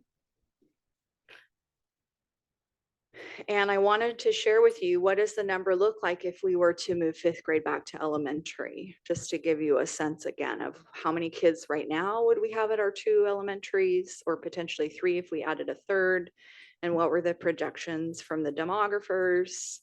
Then, of course, if we move fifth grade to elementary, it's going to drastically reduce our 5 through 8 totals. Knowing that we have one 5 through 8 building, that's a significant impact to that site. And then we have our projections.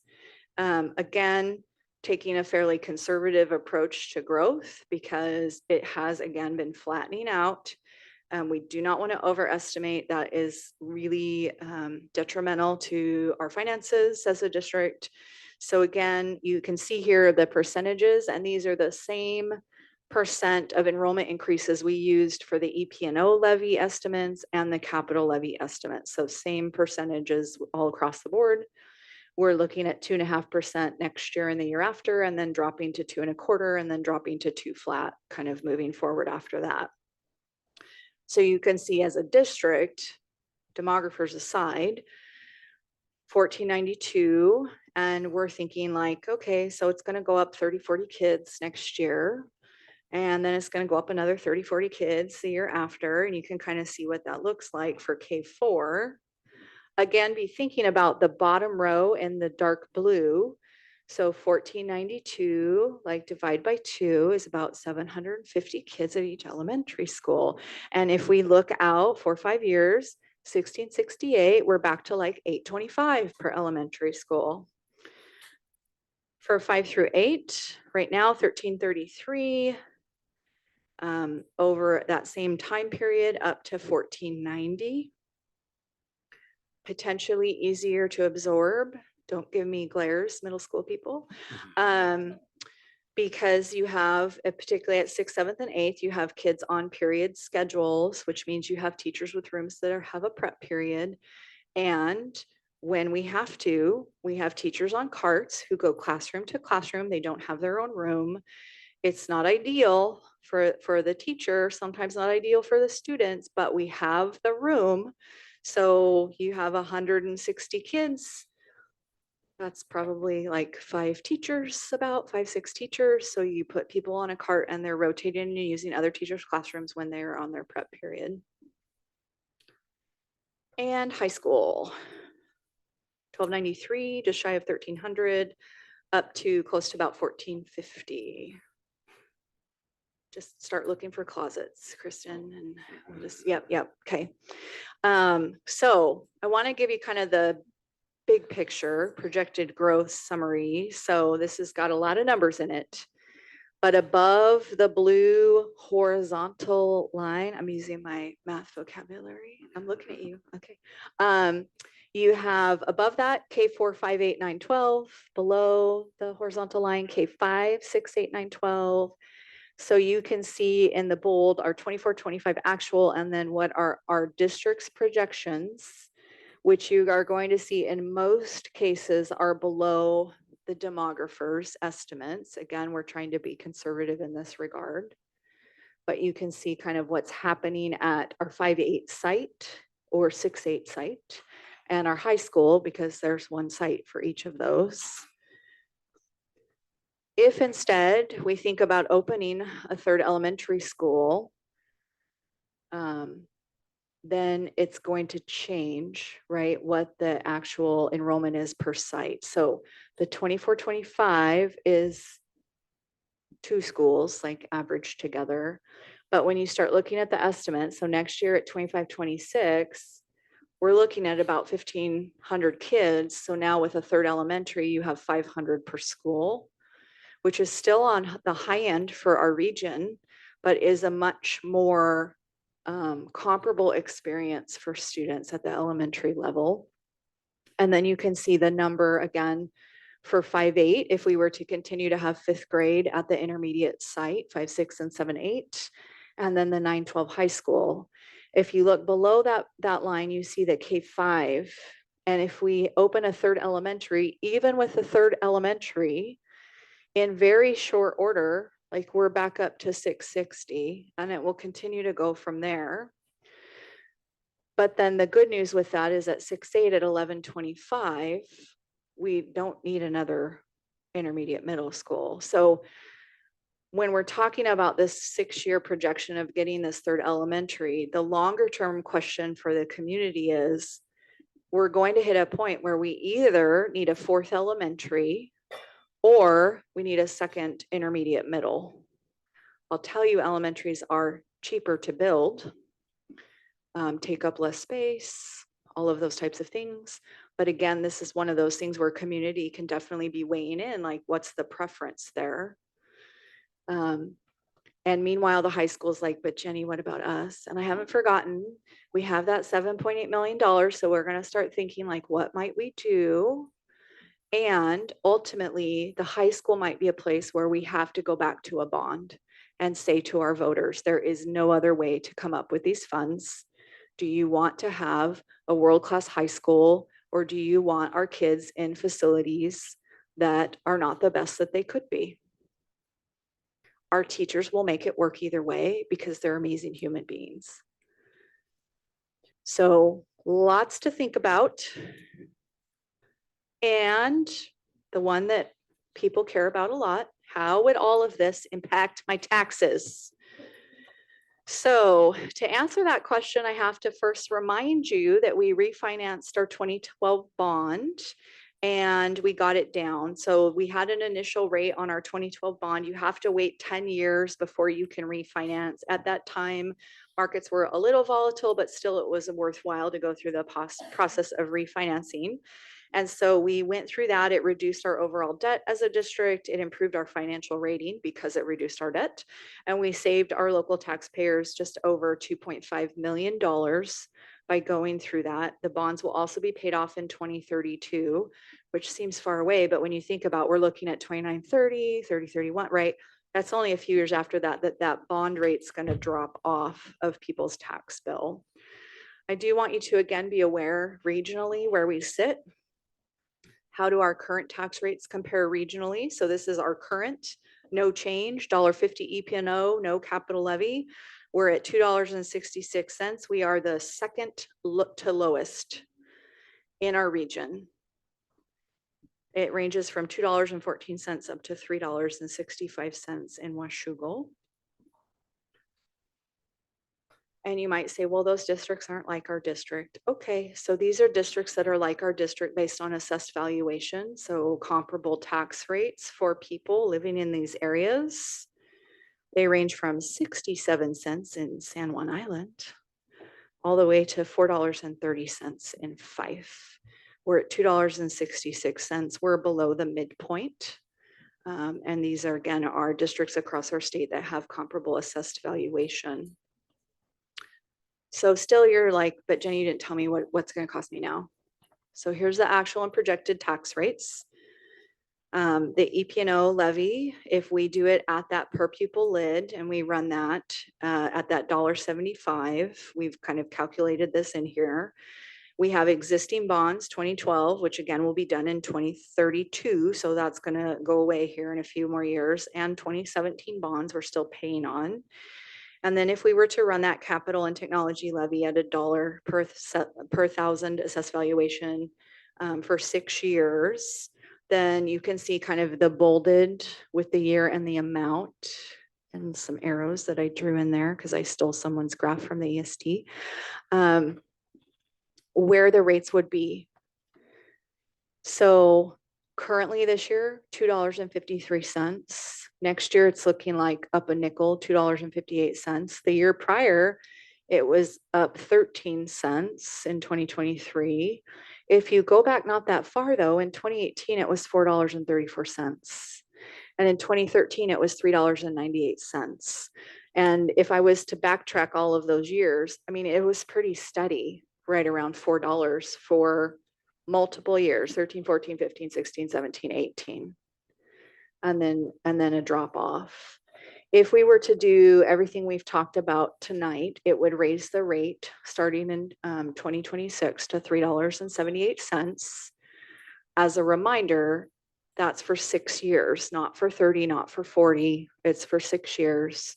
Last year's Prop 10 and 11 combined would have been a tax rate of $3.98 for 30 years plus. So we're looking at less than that. We're not doing all the projects that were in that either. But I think this is potentially responsive to what the community's feedback was. So now I'm going to give you some choose your own adventure options.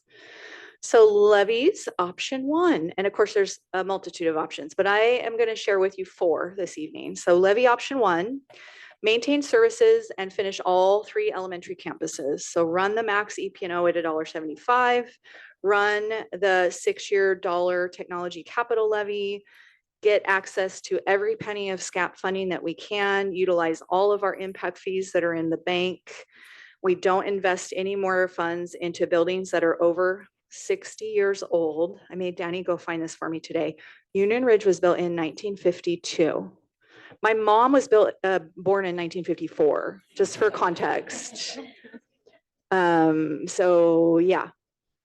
And Southridge was built in 1961, 63 years old.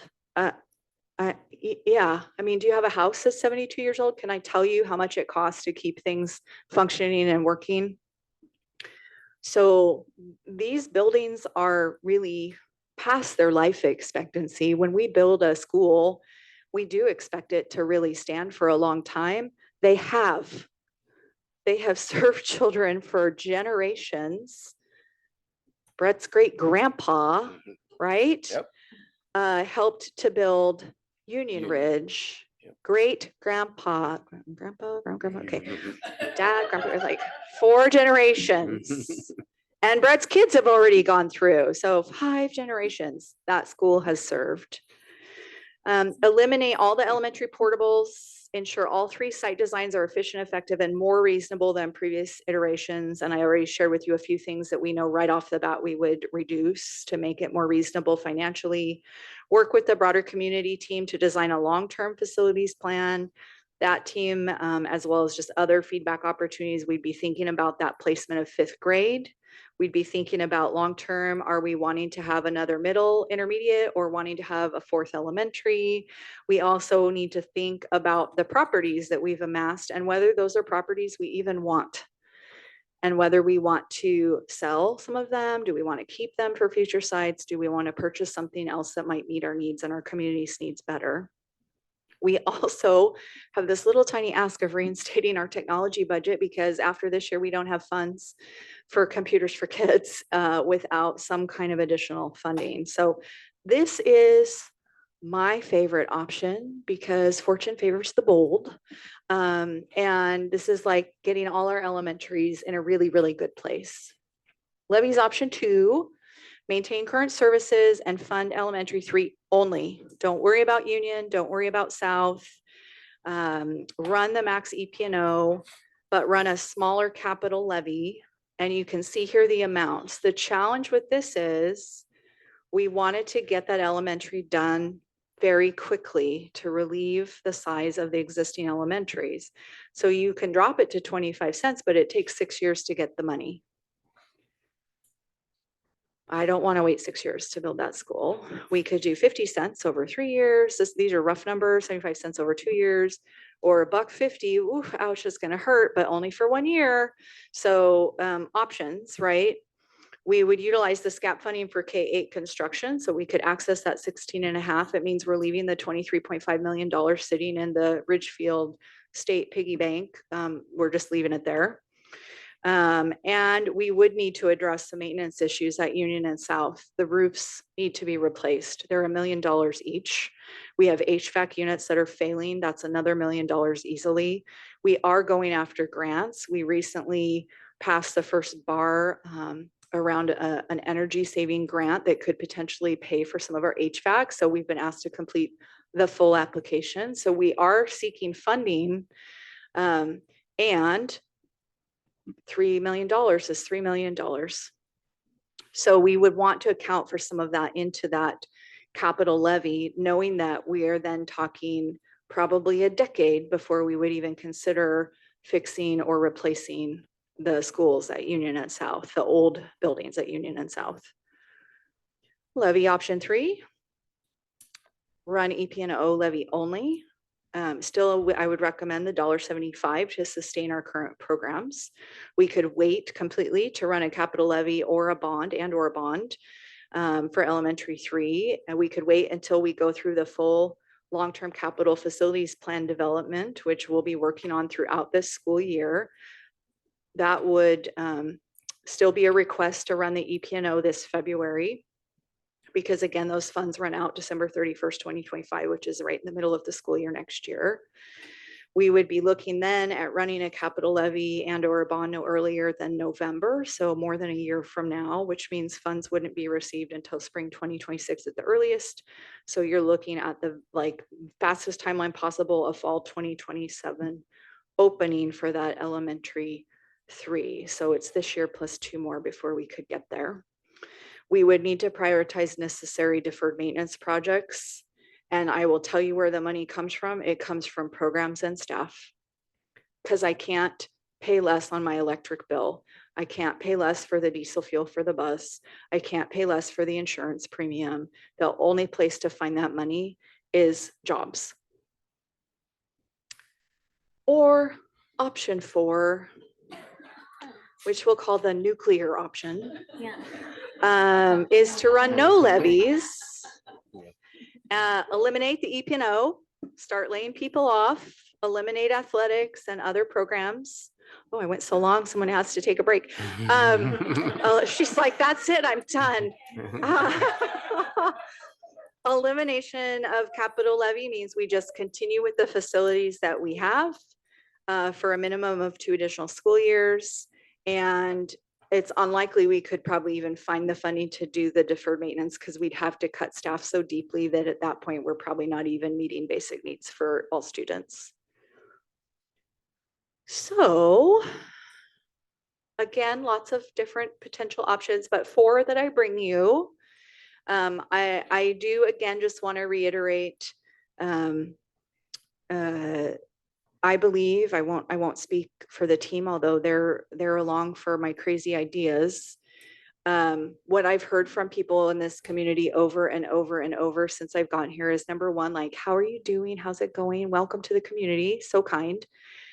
And then they say, we need different ideas. We need out of the box thinking. So I'm bringing you an out of the box crazy idea about how we could get that school built quickly through an avenue that is a shorter term funding mechanism, and get going on that so that we can alleviate the pressure at our elementaries and have top-notch facilities for every elementary student and teacher in our district. So with that, I'm going to take us to kind of the final list, which is getting some direction from the board around the EP&O. We've already had some discussion about the EP&O. I think I'm going to just reiterate what I think I heard, which was that there's a desire of the board to run the EP&O in February. It seems like we were comfortable with the 3-year based on historical precedent. And the piece I would just ask again is around the $1.75.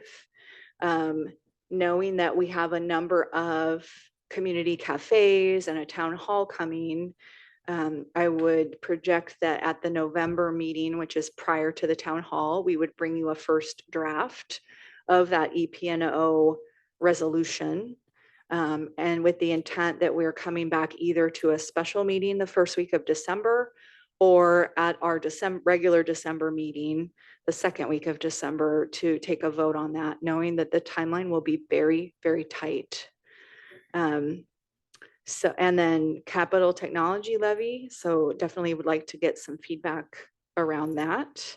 But you have kind of the summary here on the slide. So with that, I'm going to stop talking.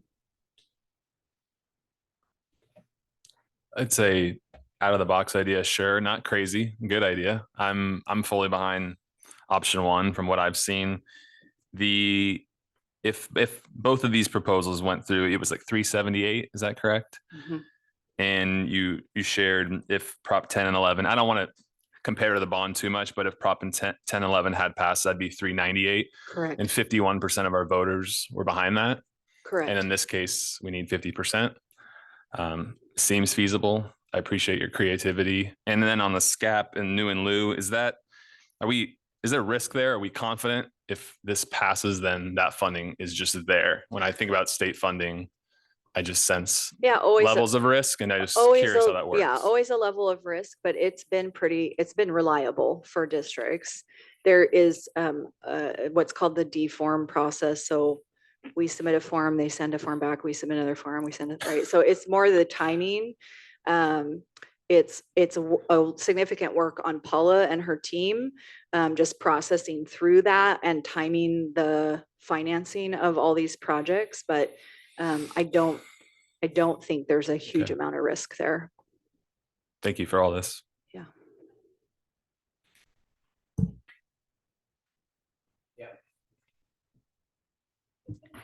There we go. Yes. Again, yes, thank you for, this is out of the box, I think, and it's going to take, it's a new way of looking at it. And I do, at some point, you'd love that the state would come in and recognize this and make some changes and some funding changes. But at some point in time, the community has to just do it on their own. And if bonds aren't what people want, then we have to look at the next option. And this is technically the next option. I wish there wasn't so many choices. Because then with more choices, everybody has their own personal opinion about, well, run this, but don't run that. And that makes things complicated. When that proposal comes and we have that town hall, that will be the time for people to voice their opinion, because the next week or two, we will make a decision.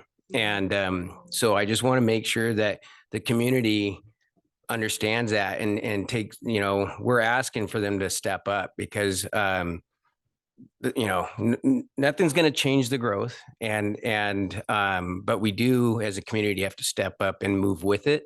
And this is a way to do it that is it's a big ask, but for a short term, and maybe that's somebody can bite into that. Maybe the 30-year 40-year loan that they don't see value in that, but a 6-year and they see a building that's paid for, maybe that resonates with them. That's the time frame that they're here. So I like it. Doesn't mean there's not going to be work to get it out. And however we get it out, I appreciate the work that you and your team has put into it at this point. We're also, I think, unless the board is opposed, thinking about putting out a survey for community, family, staff, just to get a quick pulse on, like, here's 4 potential options, and probably not the nuclear option, let's be real, but 3 potential options as a way to just collect another piece of data. I know, we're hoping to see a lot of people at the town hall, but lots of people won't make it for a variety of reasons. So we thought that might be a way to get a broader based source of feedback for the board to consider.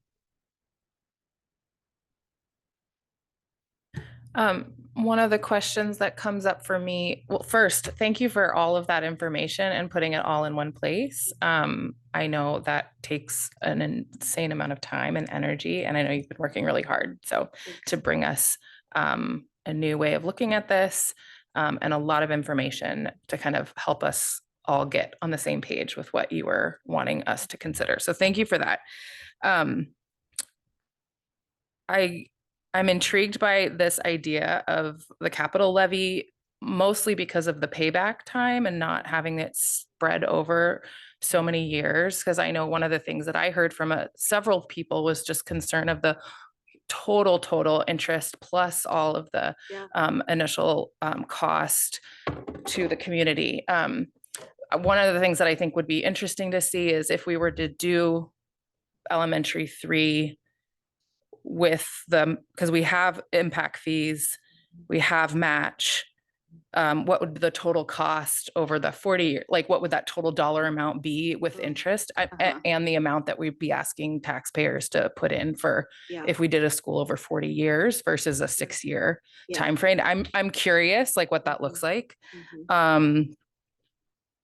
And then one of my questions is, what does it look like if we just focus on the school? But you answered that with one of the options. And I think my initial sort of response is the new and lieu projects haven't been on people's radars in the community. That isn't something we've been talking about recently.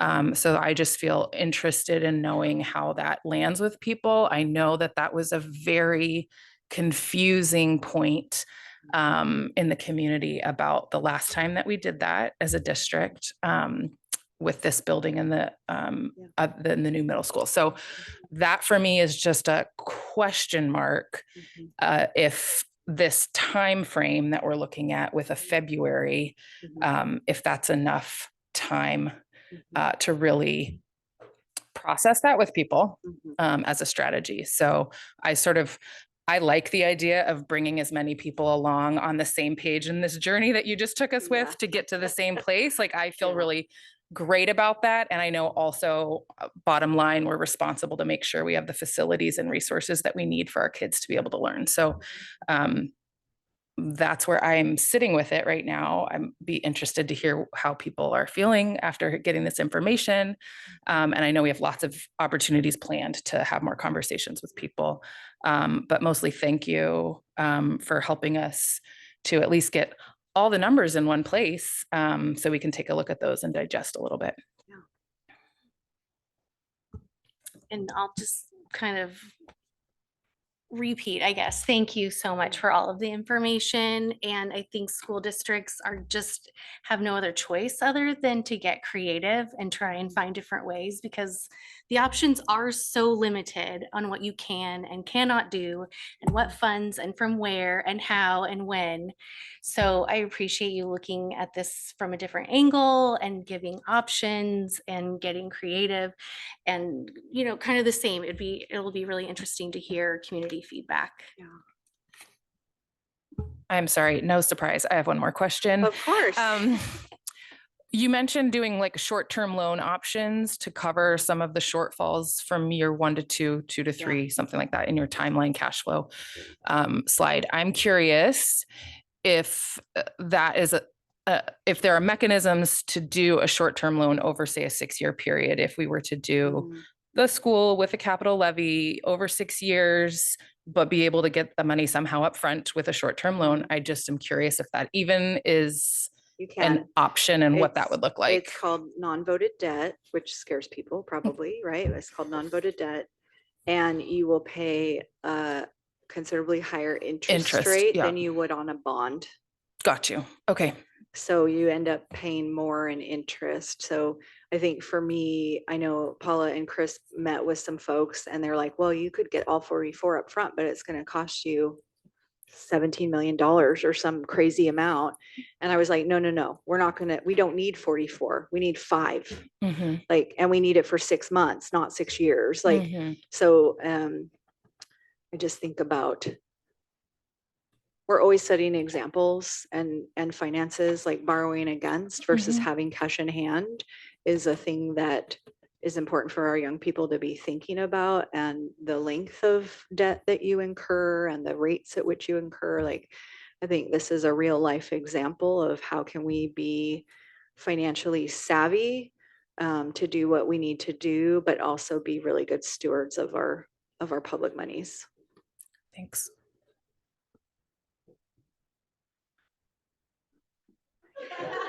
You made it.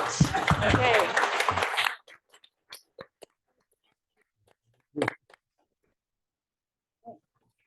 All right. Thank you, Dr. Rodriguez.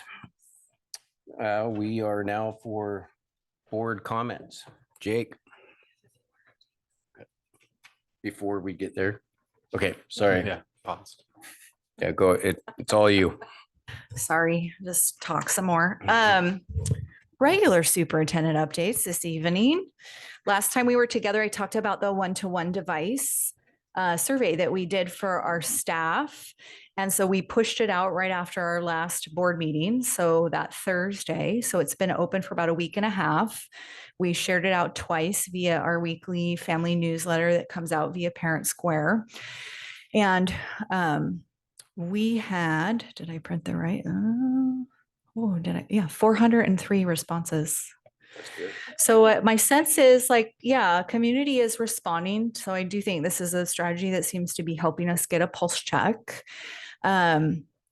Just as a reminder, the staff, 76.8% of staff preferred carts at the elementary. The family survey, 403 responses, 194 were elementary parents, 37 intermediate, 36 middle school, 30 high school, 5 Wisdom Ridge, and 101 parents that said, I got kids at multiple schools. So you go, parents. Okay, so results, 14.4% were fine with the current model. 2.2% would like to see carts at first grade. There are already carts at kinder.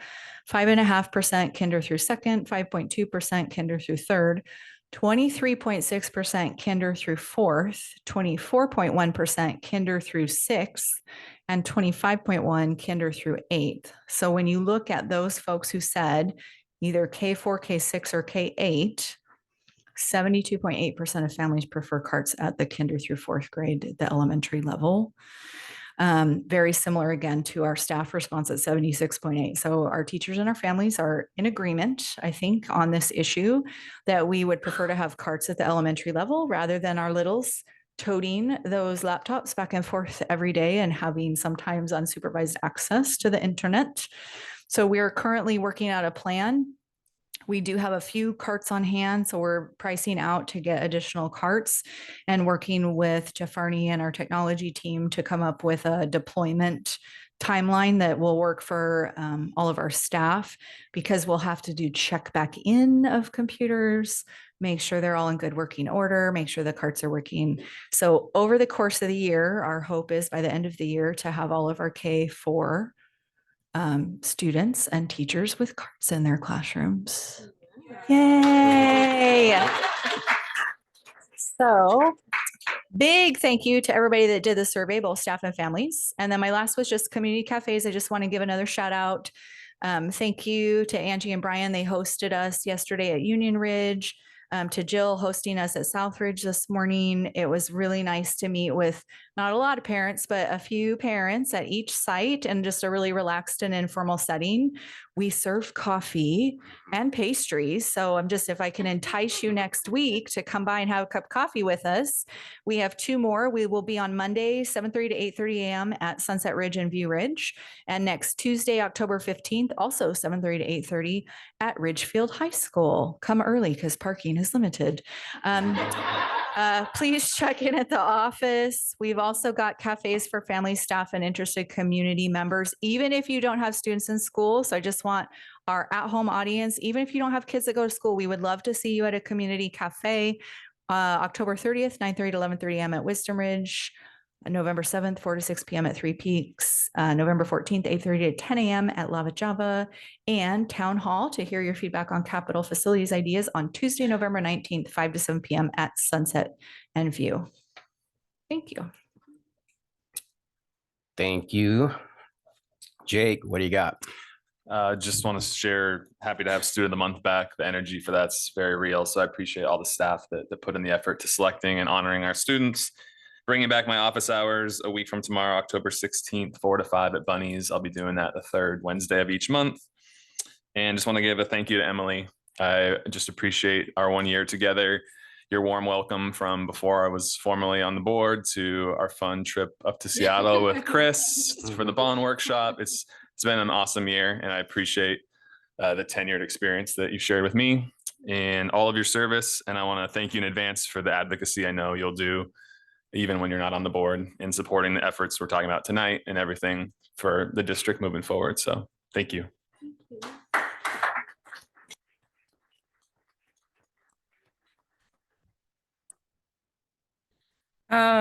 Okay, so just updates. Got to participate in the Union Ridge Community Cafe yesterday. That was really great to have a few conversations with parents. So another plug to come and join us. For those, I have my coffee hour this coming Thursday from 8:30 to 10. So if those community cafes don't work for you, I will be there having some coffee. Would love to see you. And homecoming was lovely. Go Spuds. It was really fun. And I just want to give an extra shout out. I don't know who the people are that take care of the middle school and intermediate school like kid pack zone so that they don't get run over by the players as they're coming in and out. Like whoever is orchestrating that was amazing. No, I mean somehow. So like to the kids, the community, like that zone is really lovely to see. Okay, yeah, the generations of sputters and future sputters kind of commingling safely out there. So that's great. It was really fun to see. And then Emily, I also want to say thank you. I sort of known of you and known you a bit as a community member, and your kindness and welcoming energy. And also just, I know you don't like to speak on a microphone so much, but the amount of knowledge and experience that you have and that you've shared is really phenomenal. So I just want to say thank you. I've learned a lot from you and the way that you approach problem solving and your perspective this last year. And I'm going to be sad to not have you up here, but also happy for you and your family. And yeah, and know because of Ridgefield being Ridgefield that you will be around. Yeah.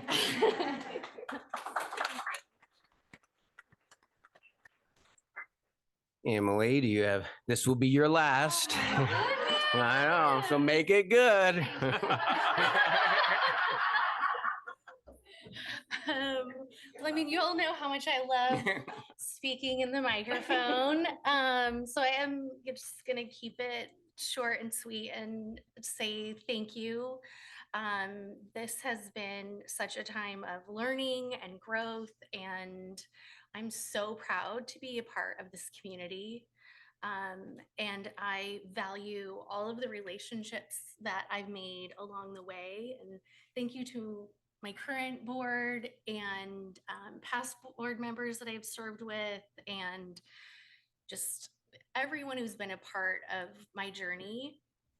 I'm just, I love Ridgefield School District. So it's been so great to be a part of it. And then just a special thanks to my family because they've supported me this whole way through and have made sacrifices as well, and have been there to, you know, celebrate the great things that happen and give me big hugs when it's the tough days and tough decisions. So I just want to say a big, huge thank you to my family as well. So thank you.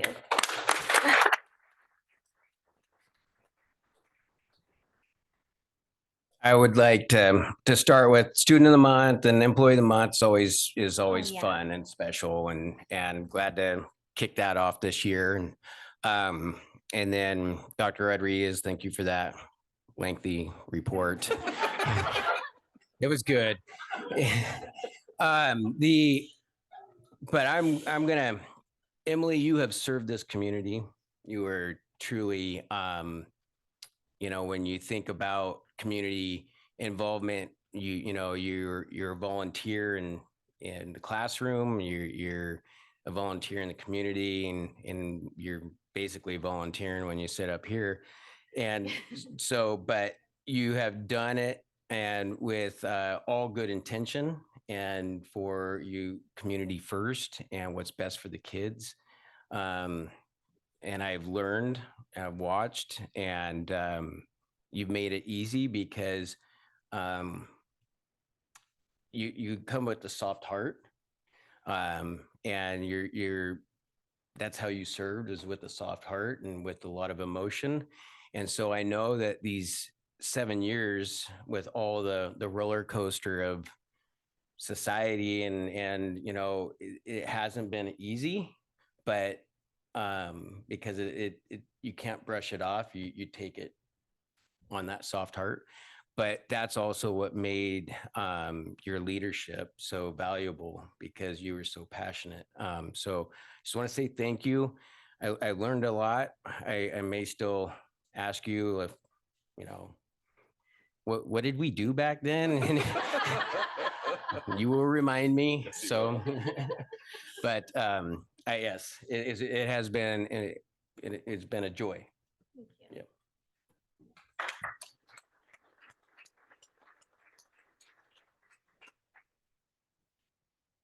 Okay, so now we're ready for public comment. We do have public comments tonight. First up, we have Ron Onslow. Oh my goodness. First thing, I'd really like to thank you for allowing me to be here during the longest school board meeting I've ever been to. It was really full and it was very informative. I should have said what I have really got up here to say, and that is about Emily. I'm Ron Onslow. I'm Emily's dad. I also happen to be the mayor, and I always get to hear it from my daughter from down the street. And I've had 2 sputters that she's had graduate, and she still has 2 in high school. And coincidentally, at one other time, just a couple of years ago, I had a great grandson and a grandson and a great granddaughter and a granddaughter at the school at the same time, and they were best friends. So it was really kind of cool. But what I really have to say is I am so proud of Emily. When she was nominated, when she was thinking about possibly running, my wife said, when the 3 most important people in town think you ought to run, then you should pay attention. And she got on the school board, and she says, what do I do? And I said, read the material and be honest. And she is always that. And when I say the wrong thing, I get to hear it. And that's okay.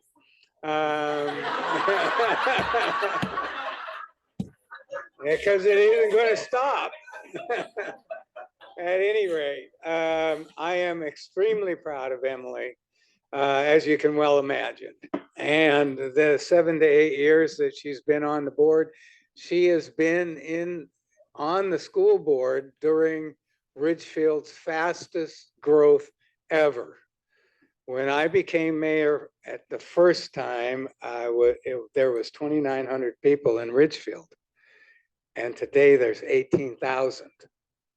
That's a big change. And through those 7 and 8 years that she was on the school board, she had to deal with that growth, which is, good God, how do you do with that growth? I don't know, because the council has the same problem. At any rate, I am, oh my God, there it is, 20 seconds. It's a good thing they have those, isn't it? I am extremely proud of my daughter, and with good reason.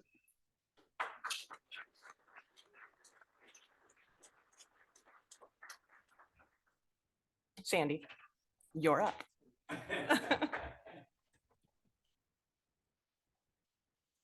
I'm Sandy Schill. Thank you, Superintendent and the board for allowing me to speak.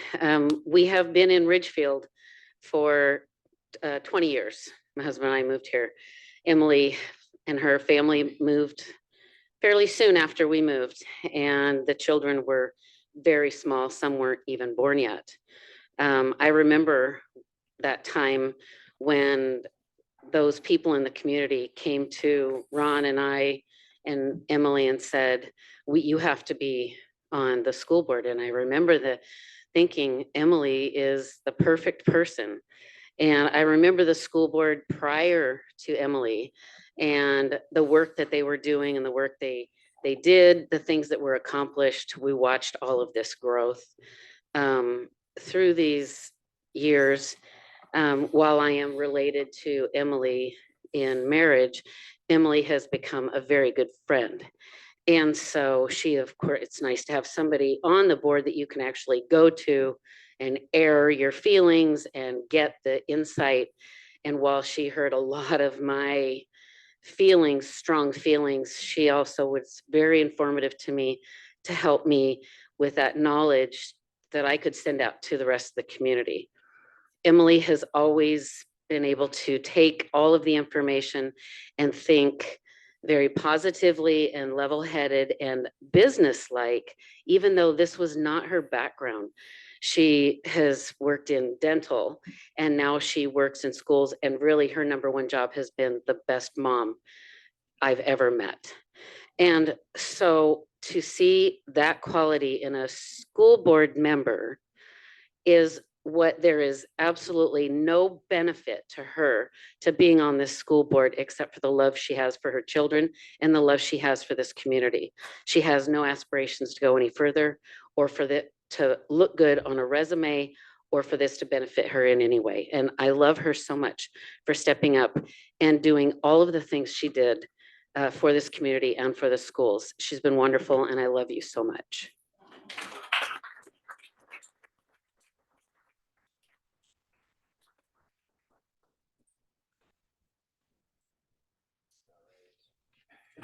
Okay, thank you both for that. That takes us to old business, which we have none. So we will go to new business. We have none. So we are adjourned. No, no, no, no. Okay, we do have an executive? Oh. Yeah, yes. It really is gonna be like my longest board meeting. I know, yeah, I know. Giving me a bad time, but we do have need for executive session for the purpose of evaluating candidates for appointment to elective office. We probably need 20 minutes. Yep. Yes, I knew that. So 20 minutes executive session. Yeah, no action will be taken after executive session. So people should feel free to go home. Yeah, I move we move into executive session for 20 minutes. Second. All in favor? Aye. Okay. Okay. Love you. I'll give you a big hug. Where you going? I wasn't doing that.